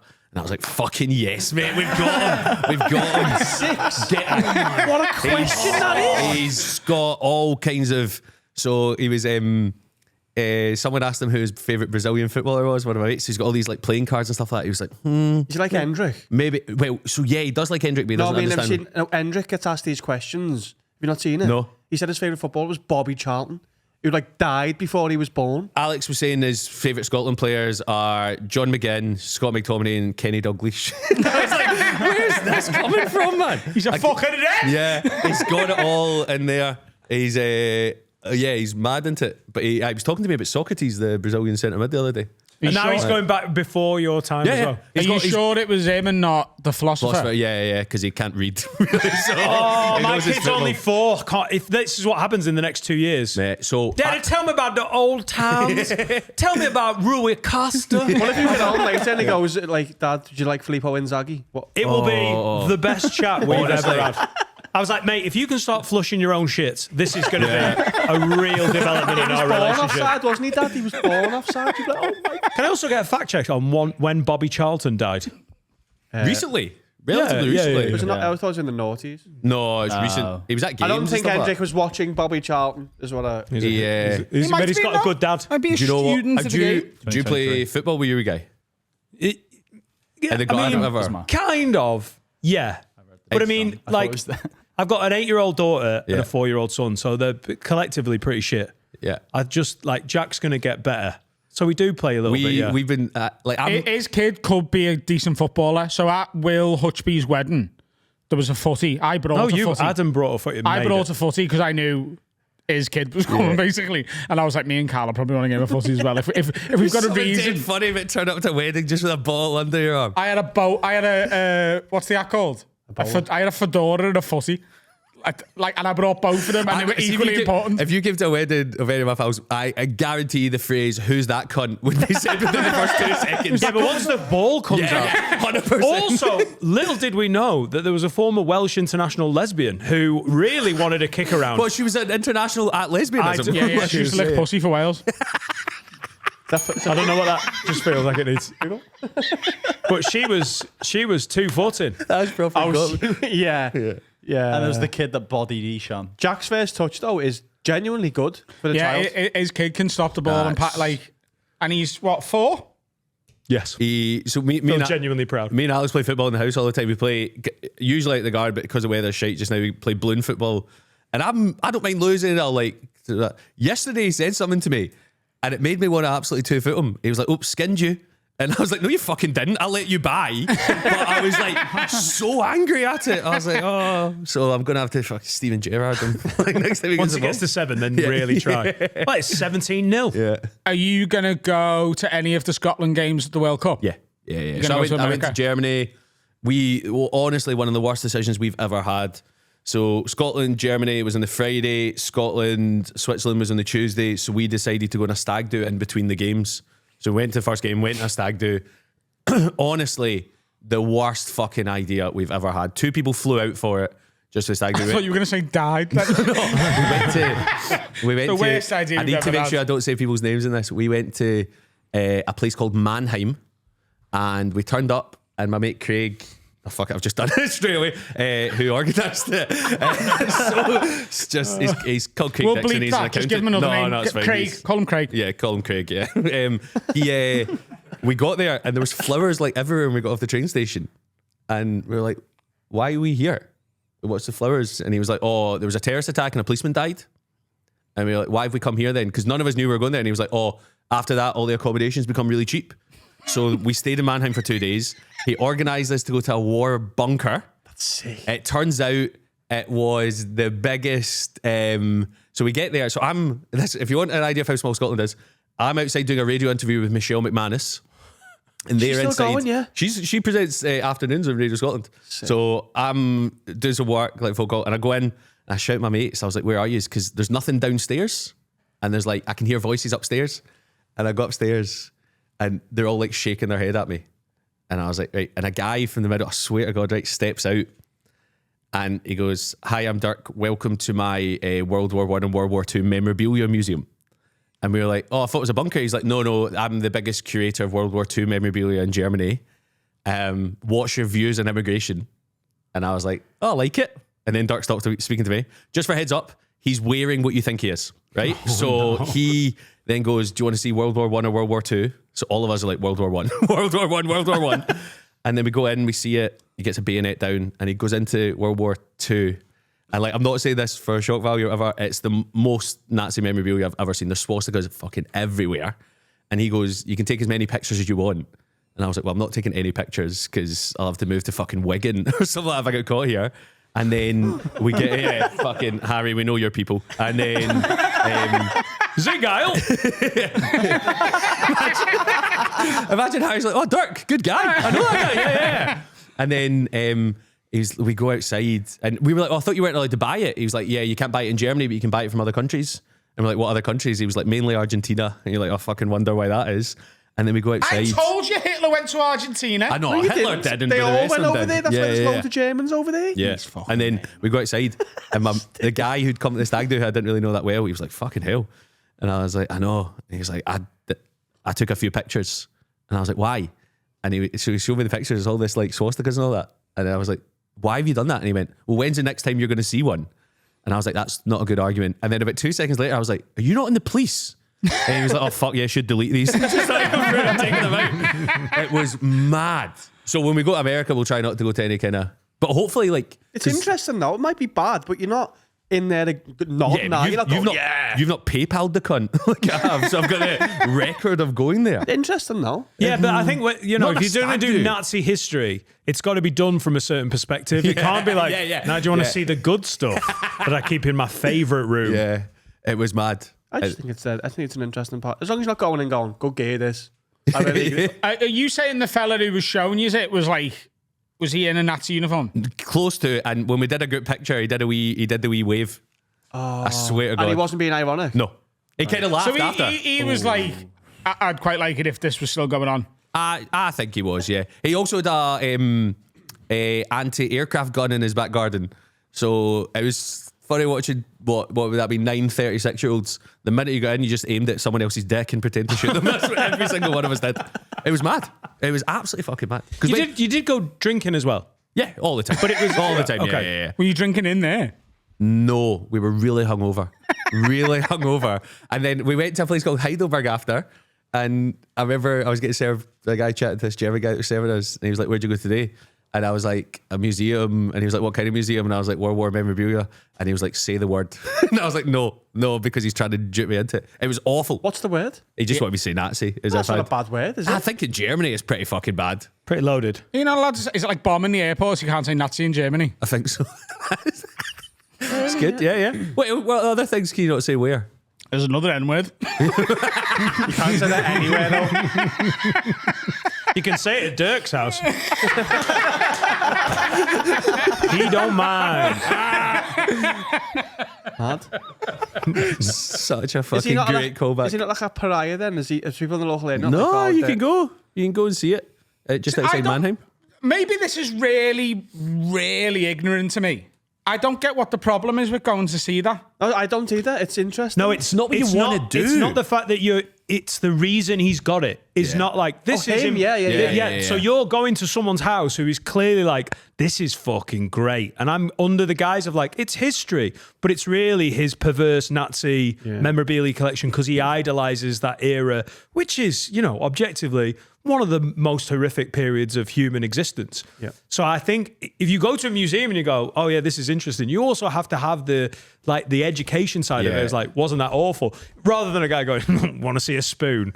Hitler might have used this spoon. Yeah. I would be interested in that, the Hitler spoon. Someone like sent the me, idea of shooting up. Would be Someone good. sent me one of the first things ever, Indie Clone. Remember Indie Clone? Yeah. He sent me Hitler stamps, like Nazi stamps. And I just thought they were I don't know where they are, but I thought they were so interesting. Have you still got them? They'll be in one of the boxes here. So did they have Hitler's face on the or the way we had the Queen? I know they had a lot of there was a swastika on it at least. Was he on the money? Don't think so, was he? Do you know what? He would have been, it's though. such a He would good have been. question, but also such a fucking mental Was it the Deutschmark? Yeah, they were in power for years. The Deutschmark? Oh, yeah. Is it? Was he on the money? Maybe he was on the money. Oh, Sure. lad, he was on the money. Fucking hell. Got a lot done. Well, is it like Goebbels on the 5 and he was on the 20? Like, is he giving out to the boys? hierarchy. Yeah. It's all about the Adolfs, baby. Oh no, he set himself the mission that he wasn't going to be on the currency until he won the war. What a fucking idiot. Shit house. Lost that one. Wonder if he regrets that now. In Argentina.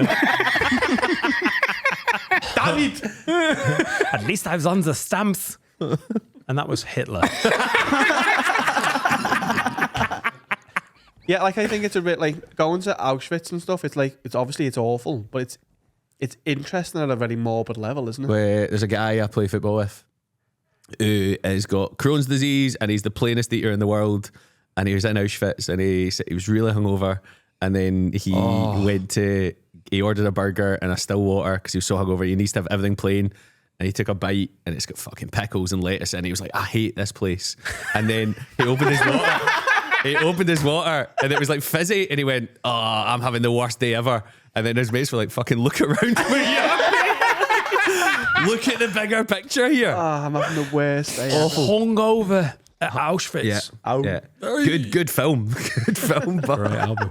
Well, The Hangover 4 isn't out. It's happened again. Yeah, like Why's Mike Tyson in a tiger? like I really want to go. Yeah, that's a bit different, isn't is it? that a Yeah, podcast special? I think that's the point, isn't it? You've got to go with your missus. Yeah. Also, just you don't take pictures, do you? Don't think so. Some people do, and they get in shit for it. I don't think Yeah. they do like the peace and pout outside the. Yeah, because it's not like you shouldn't be glamorizing it. It's a moody place, isn't it? Yeah. Is it? What do you mean that you've got to take your missus? I don't think we can do. We can't a film. Have a Oh no! Weird I Pigeon thought special. you were saying it's we like can't a go date to night. Auschwitz. I don't think me and Carl can. I know playing boners at the Taj Mahal was pretty, on the edge. I don't think we can play boners at Auschwitz. The thing is, though, It's the ultimate bonus. No, it's and not. I will. It that is. there's nothing beating that. Not what could beat that.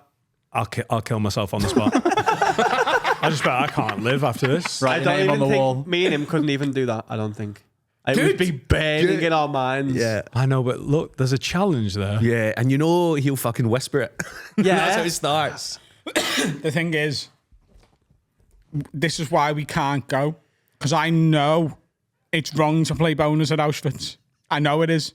I know we shouldn't be even having this conversation, and we certainly shouldn't be putting it on the internet. Just shaking his head. But what I'm telling you is, once we're there, there's no way that worm is going to eat away at my brain. I'm going to be able to resist it. Because one of us just go bonus, and then you be like, Yeah. I'm going to be honest, I do a lot of podcasts and this is the most tense I've ever felt on one of these, by the way. A few years ago for his birthday, Tom Segura bought Bert Kreischer a cup that belonged so to funny. Hitler. Yeah.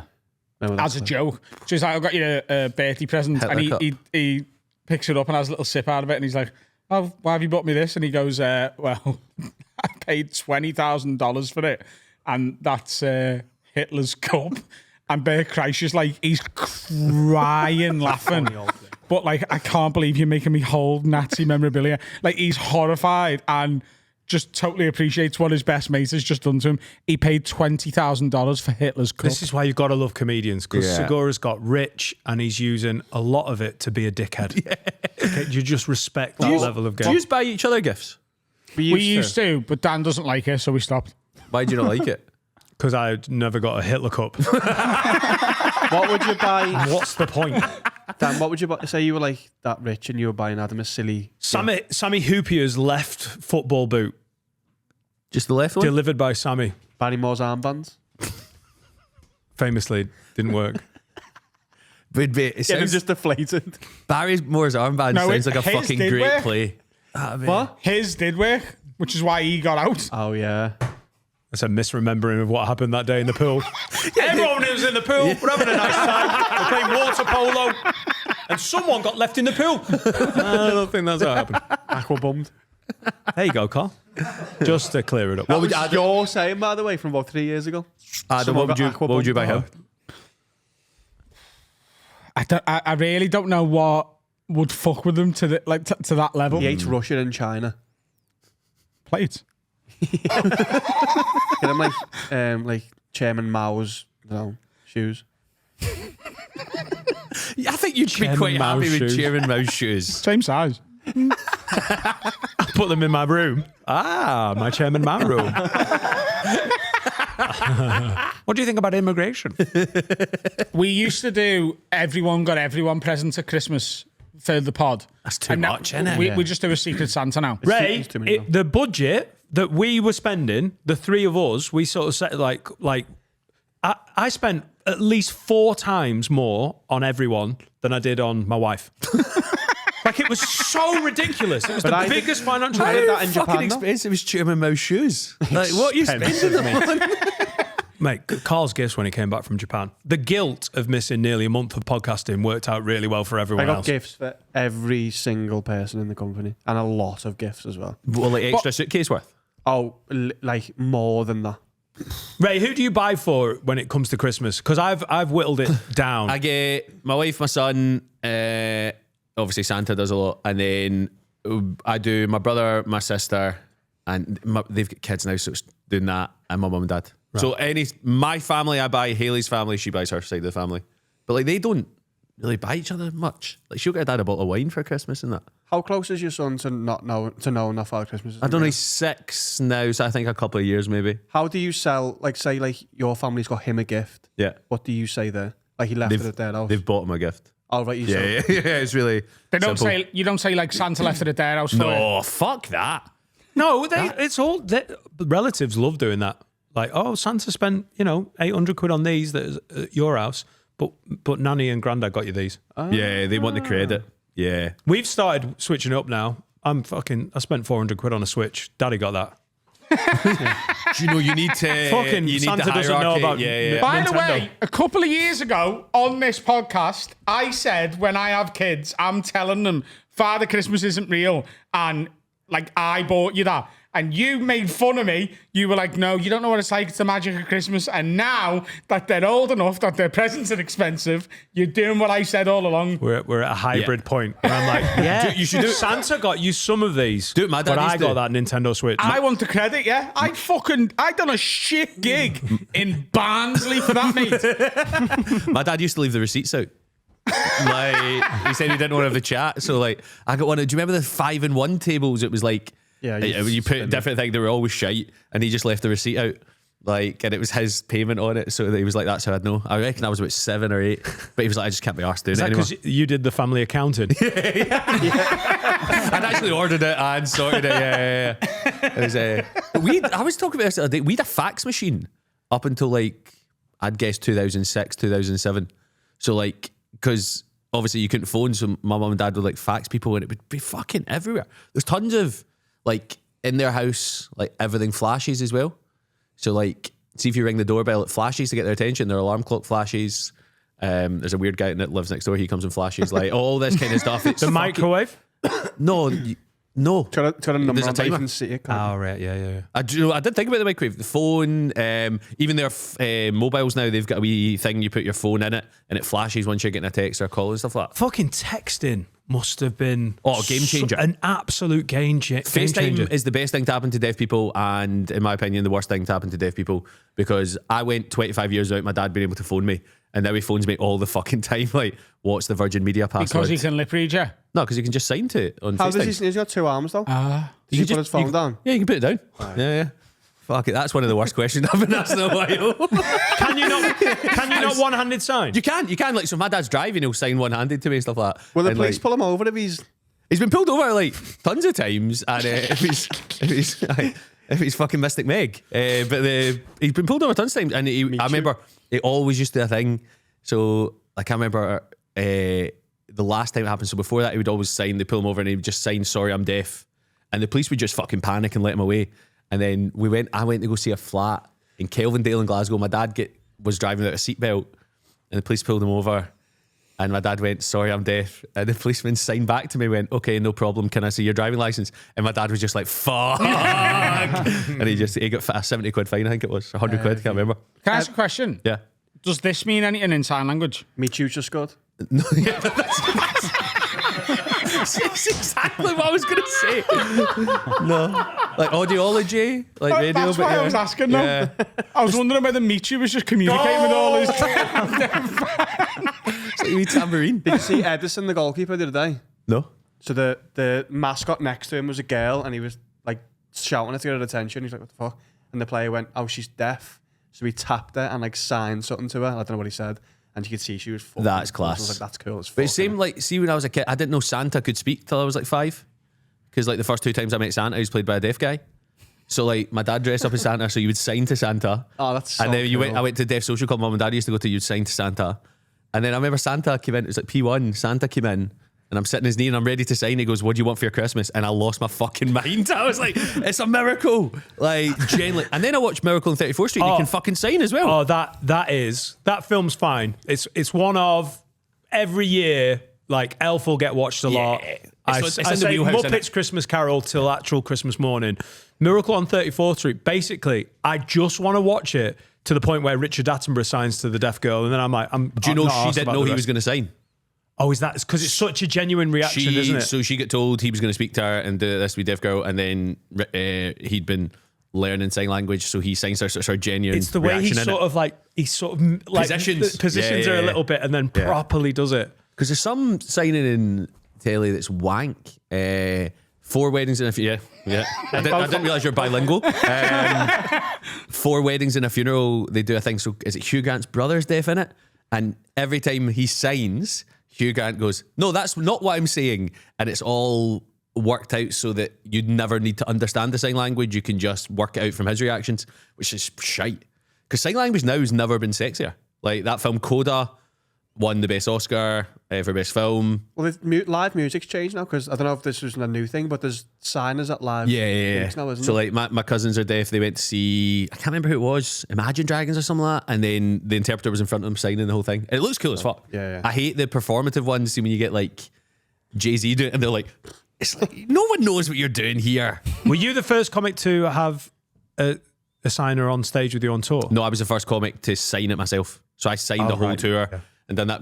People have done it, but so the last tour in the tour I've got coming up, I have an interpreter on stage every day. One of the interpreters in Leeds, was it Leeds last year or Hull? One of them, Dave, lovely guy.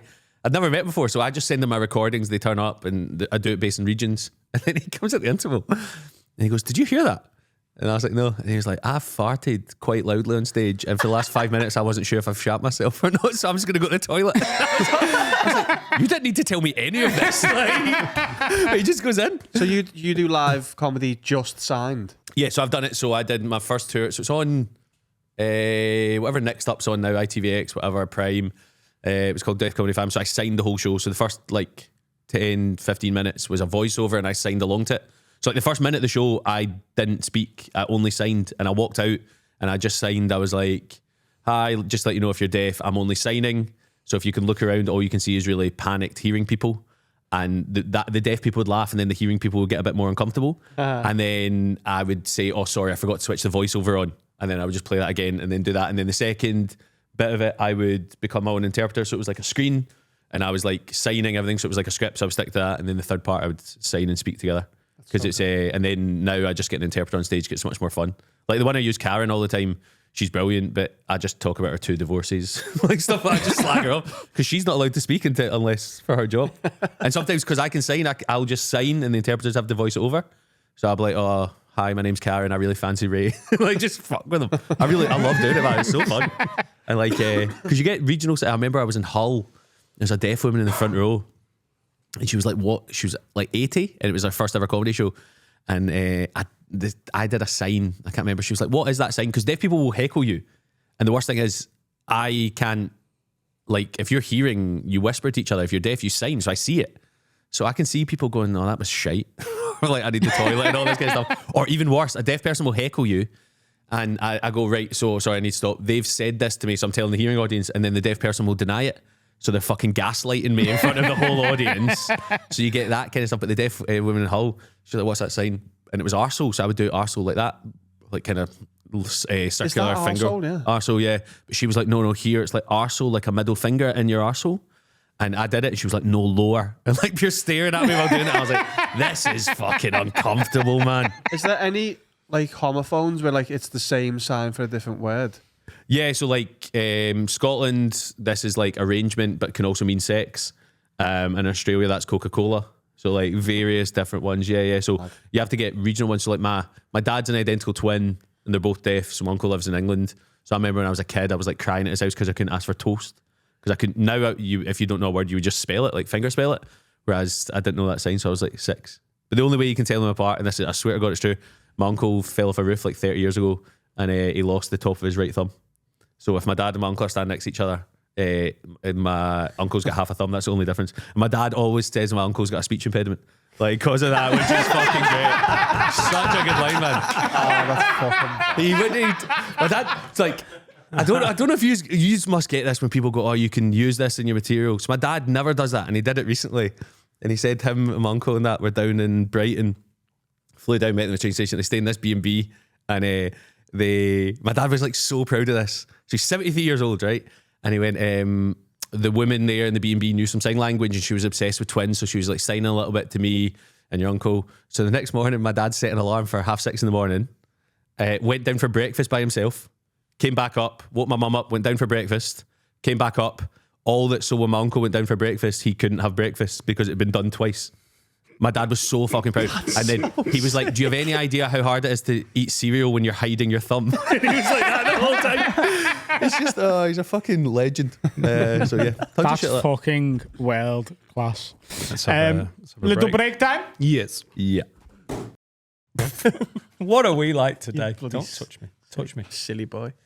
Oh, I tell you what, if you're enjoying today's episode, which you should be, you should like and subscribe on any format that you're on. And comment.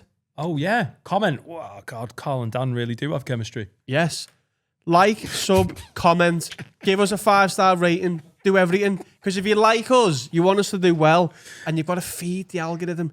Feed it likes. We want to be podcasters and comedians and knobheads, but we have to play the game a little bit. So do like and subscribe, give a little comment, all of that. Because I don't do this. When I watch a YouTube video and they go, like and subscribe, I never do it, but I should. I'm a bad person. You should do it. Please do You're a it. good person. Just comment something nice, like, hasn't Finn got a lovely head? Algorithm. Well, that's the thing, though, innit?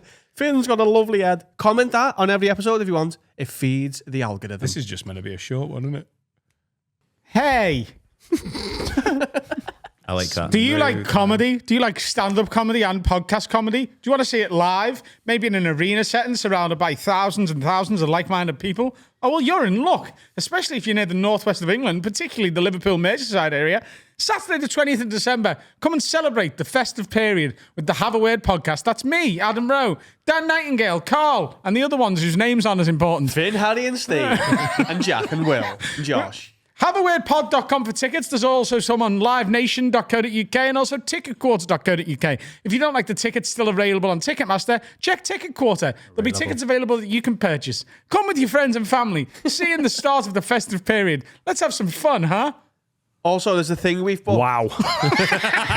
There's a thing we've booked, and if you don't go, you're going to be like, I can't believe I wasn't there. So don't miss that thing. Carl's getting his bum all shaved. Can we say one thing? Because I think a lot of people are expecting something. Go. I've had a lot of messages because I've said there's me and Dan and a special guest doing it's not stand-up. me doing stand-up. Carl is not doing stand-up at the arena. So if someone- you were going to buy tickets to see that, stay at home. I might have just negated the advert. No, but it is someone good. It's someone brilliant at stand-up, yeah. Who's done it more than no times? And there's a thing that as we've much as done, you want to see that. and you're going to go, this is never going to happen again. You weren't there for it, and you've called yourself a fan of the pod. You're going to want to be, so. All right. I don't even know what that is. I don't. He's shaving his bum all. Good lad. Anything you want to mention or plug, Ray? I'm on tour. I start February 21st in Inverness, called Coda, all around the UK and Ireland. So come see that, please, because I need money to go to fucking Mexico, America, and Canada for the World Cup. So yeah, You're Coda. going to all of the countries, yeah? It depends where the draw is on Friday. So by the time this comes out, we'll know where we're going. Ah, that's cool. But we don't know yet. While you're in Mexico, just nip over to Argentina and do your little Nazi hobby as well. Alleged Nazi hobby. Thank you. So we'll do that. And then, yeah, I've got when this going out this weekend, I've got a special going up on iPlayer next Friday the 12th called Bald Ginger. So check that out. What's the tour called? Coda. Child of Deaf Adults. Coda. And what's your website? Just RayBradshaw.com. Nice. What's the show called? Bald Ginger? Bald Ginger, that's one of them. Yeah, so I filmed 4 specials last year. So one's going to the BBC and the other ones will come out on YouTube in the next couple of months. So one's called Bald Ginger, Best Year of My Life. I can't remember what the other two are called. I really should have thought about that before. I've come to Liverpool I'm actually sad because I was listening to the pod and your hip hop night, I'm at a wedding because I would fucking love to come to that. 14th Fuck the of wedding March. off. People will get married again. This might be the only one they ever do. 14th of March, ticket information coming soon. That sounds absolutely Probably class. at the arena. But you're in Other reasons to Liverpool on be the there. 19th of March. Yes, thank you. Yeah. Hot Sloss is water. in Liverpool on the 14th of March. You might want to come to your hip hop night after his gig. Nice. Going to be at the place to be. And tickets might go on sale in the arena. Have you got my list of places I'm going there? I can. Read them out quickly. I was just on hot water. 1 second. Let's see if you can read. Okay, I can read. I'll do you some like whole If it's, music. if it's a Scottish place, if it's a Scottish place, Scottish accent, Yes, please. please. Yeah. Inverness. Oh, that's racist. Inverness. Where You sound else? like Lorraine Kelly. Where else, Hen? Hello there. Portree? Is that in Sky, yeah, Sky. Yeah. Stockton? Yeah, that's England. That's England, yeah. Barnard Castle, Newcastle, Dundee, Aberdeen, St Andrews, Perth, Yeah. Melrose. Is that Scottish? Scottish. Melrose. Yeah. It's like Mrs. Doubtfire. Liverpool, No. Coventry, Salford, Chester, Cambridge, Birmingham, Maidenhead, Southend, Chelmsford, Luton, Guildford, Winchester, Chipping Norton, Glasgow, Norwich, Belfast, Dublin, Chorley, Leeds, Maidstone. Thank you. That was nice. Bradshaw.com. Yeah, uncomfortable, but nice. Welcome to the show. Really welcome. That's a good podcast tagline, isn't it? Uncomfortable, but nice. Ray, if you were the president of the fucking world, Yeah. you've been put as the exalted leader of Earth. Yeah. You get to put through some executive orders. Push them through. You don't even have to ask. What's your first order of business? First one, easy. If you get caught letting your dog shit in the street and you don't pick it up, Whatever it is, good. you've got two options: 6 years in jail, or Nice. no jail time if you eat the dog shit live on telly. Wow. You don't even get to do it privately. No, you got to do it on telly. What's this telly show? It's the end of the news every day, and then you get the weather, and then you go to dog shit hour. Hundreds On a plate with a knife and fork or like on the floor? I mean, it's up to you. Cutlery. I'm not eating a fucking jobbing without cutlery. 6 years. And also, this would be, I mean, I've got a small dog, it wouldn't, but like Jack's got a box. Yeah. Like, Yeah, he's doing a 2-courser. Oh, that was sad. yeah. 6 years. 6 years. Can you tell that my son stepped in dog shit on the way to school yesterday? And it's really annoying. I stepped in dog shit 3 or 4 days ago on the way back from the coffee shop by my house, and it did ruin a good like. Because even if you change your shoes, you can still smell it. It's in your fucking head. I remember if you stood in dog shit when you were a kid, knives got used. What, like That's just stabbing like- the dog? What? Like it was a me nan's and stuck in dog shit. She'd get a knife. Or butter And knife? stab people. What, the dog shit knife? Yeah. Oh, right. I don't know why. I just remember knives being used for dog shit. Don't they freeze it? Who? Who are these people we're talking about? Isn't it by the chewing gum way? and dog shit? Have I made that up? Chewing gum. Don't I've put heard people don't put shit in the freezer. Oh, yeah. So, it's not good for the freezer, As is my it? mum Some of always the said, food's gone don't off put in the shit freezer, you know. Oh no, I'm freezing a poo. She'd clean, and there'd always be a knife involved. But if I saw, It was to get it out of the grooves, wasn't it? Yeah. You better with a toothbrush, but then don't brush your teeth after that. John, That's If you're walking the dog away in the wilds, is it similar? We were talking about shitting in the woods. Like, that's fine, isn't it? You don't have to clean that poo off. Yes, you do. If you're on a countryside walk, Yes, you do. your dog can just have a fucking. What if a bear steps in the shit? It's not going to enjoy. A bear probably doesn't pick up his own shit. That's a really bad He shits example, in the actually. woods, doesn't he? Yeah, that's a really bad example. This isn't bear shit. Yeah, fucking The bear livid. shits in the woods and no one's there to pick it up. Does anyone ever stand in it?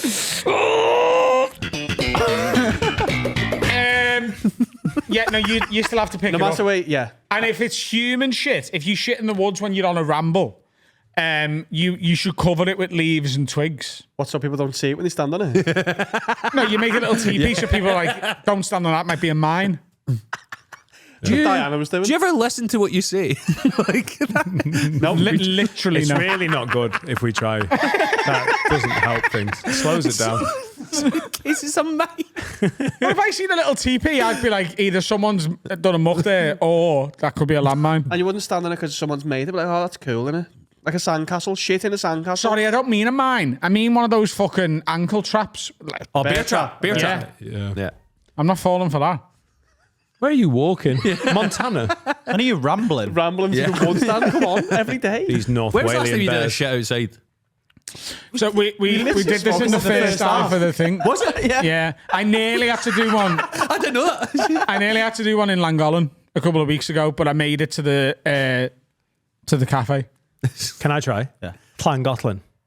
It's He's not Llangollen now, like isn't it? any fucking high horse after the way he was doing that Scottish accent. I didn't claim to be Scottish. It's Llangollen to me, though, innit? I don't say España. I say Spain. You say chorizo though. Chorizo. I say chorizo. I don't say chorizo. You say fajitas. I say fajitas.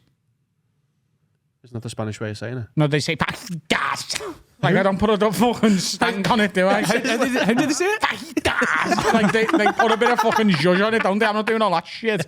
Chorizo, fajitas, jalapenos. Llangollen. Sounds nice. It's not jalapenos. No, you do say fajitas though. Yeah, fajitas, yeah. I had a poo. Because that's the English way of saying fajitas. It's still not right, but that is how we say it.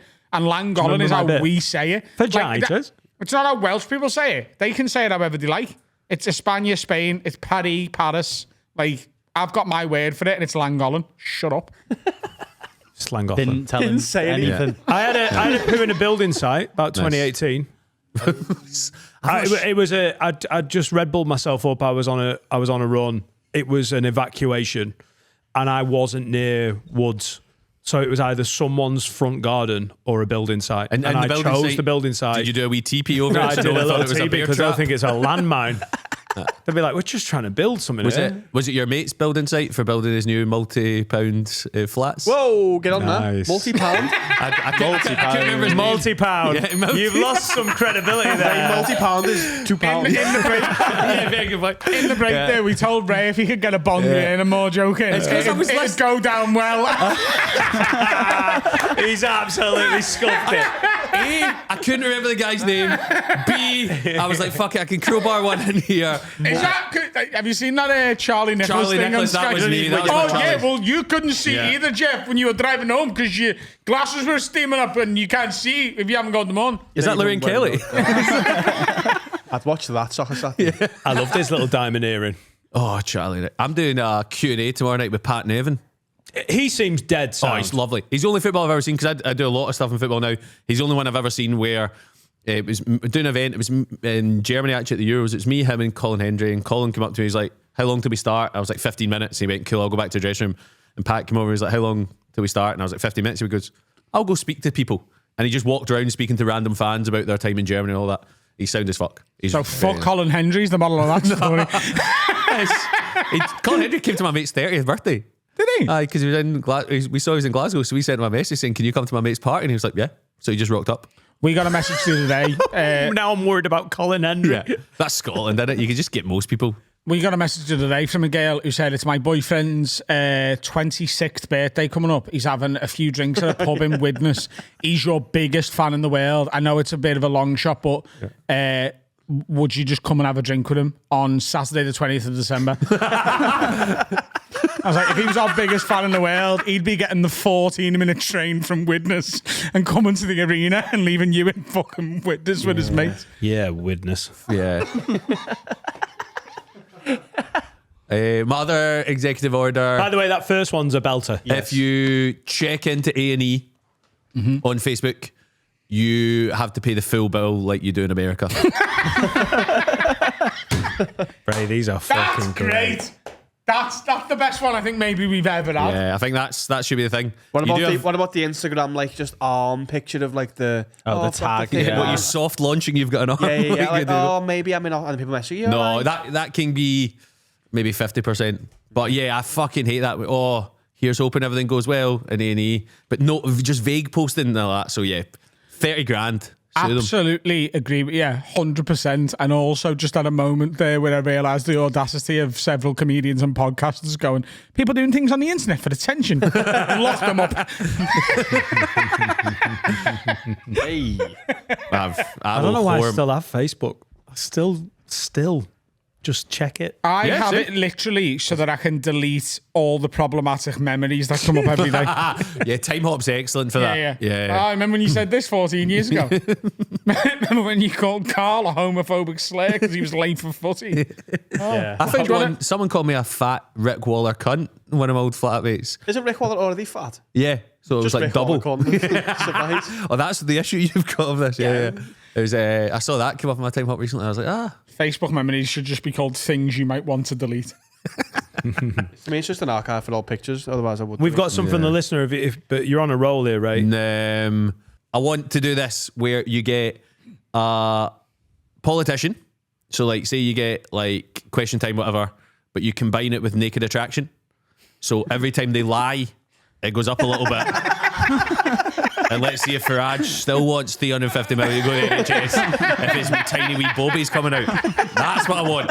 As they go up. Did you just call it a tiny wee hoagie? Bobby. Oh. Hoagie's a fucking big chug. Yeah, hoagie's a sandwich, isn't it? I thought you were calling it. I thought Bobby. that was a Scottish word for cocktail. It was going to be the best day of my life. It probably would be. It should be, yeah. Bobby. Get your hoagie out, yeah. Get your Bobby out. And a poo's a jobby. Jobby, yeah. Did Jobby. you just like that sound? Yeah.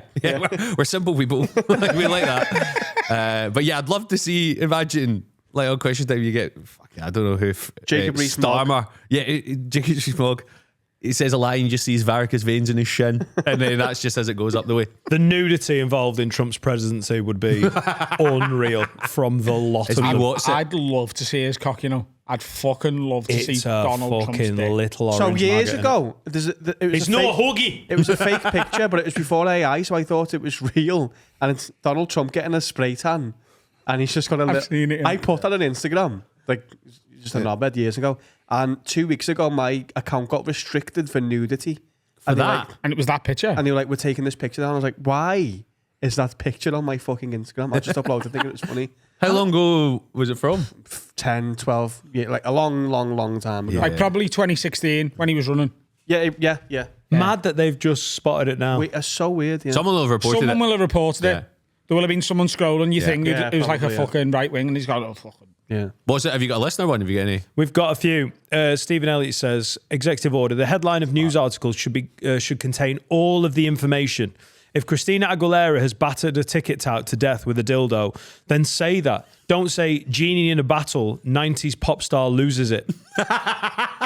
That's good. I don't think this person knows what a headline is. No.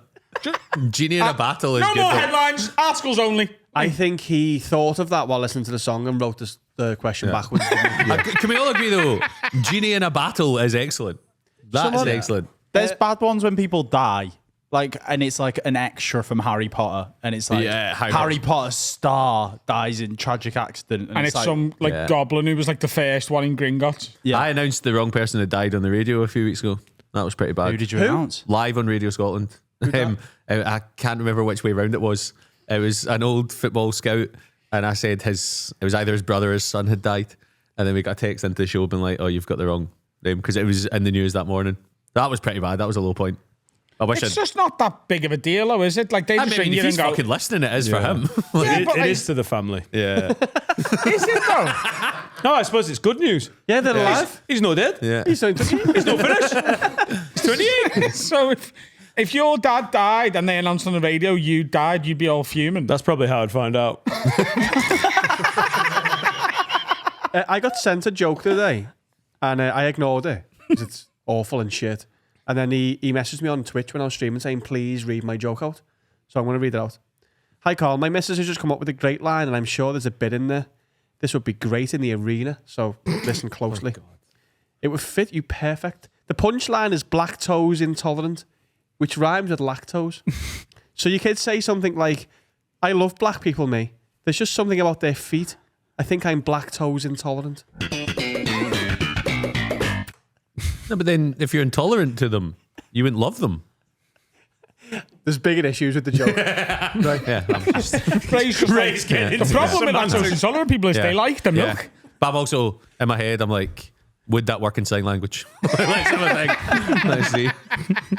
Yeah. So. Joe Glasgow says, Fuck off. fucking It's like Joey. Kevin Lasagna. Joey Glasgow. He's from Melrose. says, executive order, get batteries to fuck. Oh, he's so Scottish. Get batteries to fuck. AA, AAA, the shitty disc ones, especially for children's toys. It's nearly 2026. Everything needs to come with a USB-C port and be rechargeable. I just got my son a Lego train, and the cunting train needs 10 AAA batteries to fucking go. Only exceptions are watches, power tools, and card. Where's this train headed to? Card. 10 AAA batteries. What's card? You're powered a fucking 4 Mondeo with 10 AAA batteries. Card. Why? What are you? He's so angry, but I agree with him. Battery cards? Cars. Cars. I prefer battery-powered stuff to rechargeable. Why? Why? Because the finding the wire It all should be is so C, though. much harder than just going and buying batteries. No, it's all C now. There's Yeah, no. that's why he's saying everything's C. There's no proprietary anymore. Do you know the only thing that's not C? USB-C now is Love honey. is everything. Love honey. Sex toys are this like little wire. It's old. It's old USB. Oh my God, Micro. But don't let that put you off buying anything with our promo code AFF-20. It's really handy, but if you know someone's getting a bit kinky, if like next to the bed I've got like a multi-plug and I've got the USB-C and the fucking little mini one and it goes through the latex so it's waterproof. Too much information. Finn just nodded. No, Steve went, tell him it's because it's waterproof. So Dan did it. Oh, it's because it's waterproof. Yeah. So that she can squirt on it. So she can piss all over it. Yeah, It's fine. so Laura can squirt and piss on it. That's what Sheila wanted to get that across. Genuinely, get on Love Honey. They're fucking class, and you can't charge anything else. It's just your private dirty little charger. I think I agree. Batteries can get in the fucking. They're such a waste. I kind of like batteries. No, I hate. You're always one short. You're always one short. See if you need 4. Buy one more than you need. No. Zach Booth says, last one, I've got an executive order for you. Make disabled spaces free to use for everyone, but you make it a gamble. If a blue badge holder turns up and there's no spaces left, they are legally allowed to smash up any cars that don't have a blue badge or dob them in for a $5,000 fine. $5,000. Jesus. So you can park there right next to the front of the shop. You all actually reacted worse to $5,000 fine than you did 6 years in jail from me earlier, which is interesting. Yeah. Do you not reckon there'd be like some disabled vigilantes going out and purposely? That's what the crutches are for. Like straight away, windscreen, get it done. No, I think that's maybe. Can't think of any. Just keep it the way it is. You don't need to park in a disabled space, do you? There's always other spaces. No, you're right. I tell you what, though. Tell you what. If I ever get somewhere and there's like 10 disabled spaces and they're all empty and I'm going in for less than half an hour, it's going in there. No, is it? Yeah, because what are the fucking odds that 10 disabled people are turning up while I'm... It just doesn't happen, Yeah, does 2 it? a.m. Tesco. What about if a disabled five-a-side game Well, there's more. There's only 5 of finished them. just round the corner? Oh, I don't think there's both many of them teams, yeah. going on near the Mossley Hill Tesco at 2 o'clock in the morning. That's what floodlights are for. I have to say, certain hours of the day, because it's been done a load here, parent and child parking, in the middle of the afternoon, it just makes it Having easier. children isn't a disability. Yeah, I know, but when you've got a kid, that is fucking suicidal, like he will just walk around, being close to the shop helps. One It's day, also getting them in the car seat, that door. one day you might sort of empathise, I don't know, but for now you don't. But after 11 p.m, who gives a fuck? Yeah. Anyone can I've park got in no that spot. respect for parent and child parking, by the way. I've got no respect for it. Also, it doesn't say parent and child. It's just got a picture of someone taller than someone else. And if I'm with me bird, I'm like, she's smaller than me. This is for us. My dad made me park in parent and child when I was giving him a lift recently. He was like, still parent and child, didn't we? And I was like, yeah, but Everyone's I'm someone's 37, child. Dave. Another ignorant question. Would right, your but are parents you get a with your blue badge? parents? No. They don't Deaf get people one. don't know, because it's all about mobility. So they don't get a blue badge. Nah. Really? They just walk. It doesn't make it. Yeah, they're being closest at a shop. You park in the disabled spaces more than they do, which... But if his dad ever goes to a I've got a bad festival, shoulder. he gets to stand near the bass bin. Yeah. I would fucking love to watch that so much. It'd be amazing if your 73-year-old dad just got into drum and bass. He was like, No, my "Fucking-" dad for a laugh, he would bring his own headphones, like just for a laugh, so people think he is listening to it. He just That's calls what it he would bass. RayBradshaw.com for Ray Bradshaw's tour tickets. HaveAWordPod.com for Have a Word Arena tickets. AdamRowe.co.uk if you want to come and see me next autumn. Tickets are flying out. However, what I will say is some people have messaged me and said, like, oh, there's not loads of tickets left in, like, the stalls or whatever at Hackney Empire. I think all the stalls are sold out anyway. The links on my website link to the Live Nation page. If you check with the individual venue websites as well, there is still some good tickets available in a lot of places. Mine and Carl's Hip Hop Night is on the 14th of March in Liverpool, in the Baltic area. We will release the tickets in the next week. I think we released them at the arena. I think we'll release them in the next week or so. Ish. I think if you're at the arena, you get first come, first serve. You've got the date. So put the date in your diaries, innit? Yeah. There you go, Get 20th of excited. release, but you know, at a certain time. DJ Carl Reigler, DJ In the mix. me, and DJ Ishan Akbar. Is some fucking song. Yeah, we've got a charity Christmas single this week Yeah. from It's Band-Aid. a group called Idle Lies, and it's raising money for the Walton Centre charity. And it's their tune called Next Christmas You'll Be Home. The lad said, Is the Walton Centre the place where Brain place. mentally ill people go? No, it's the brain hospital.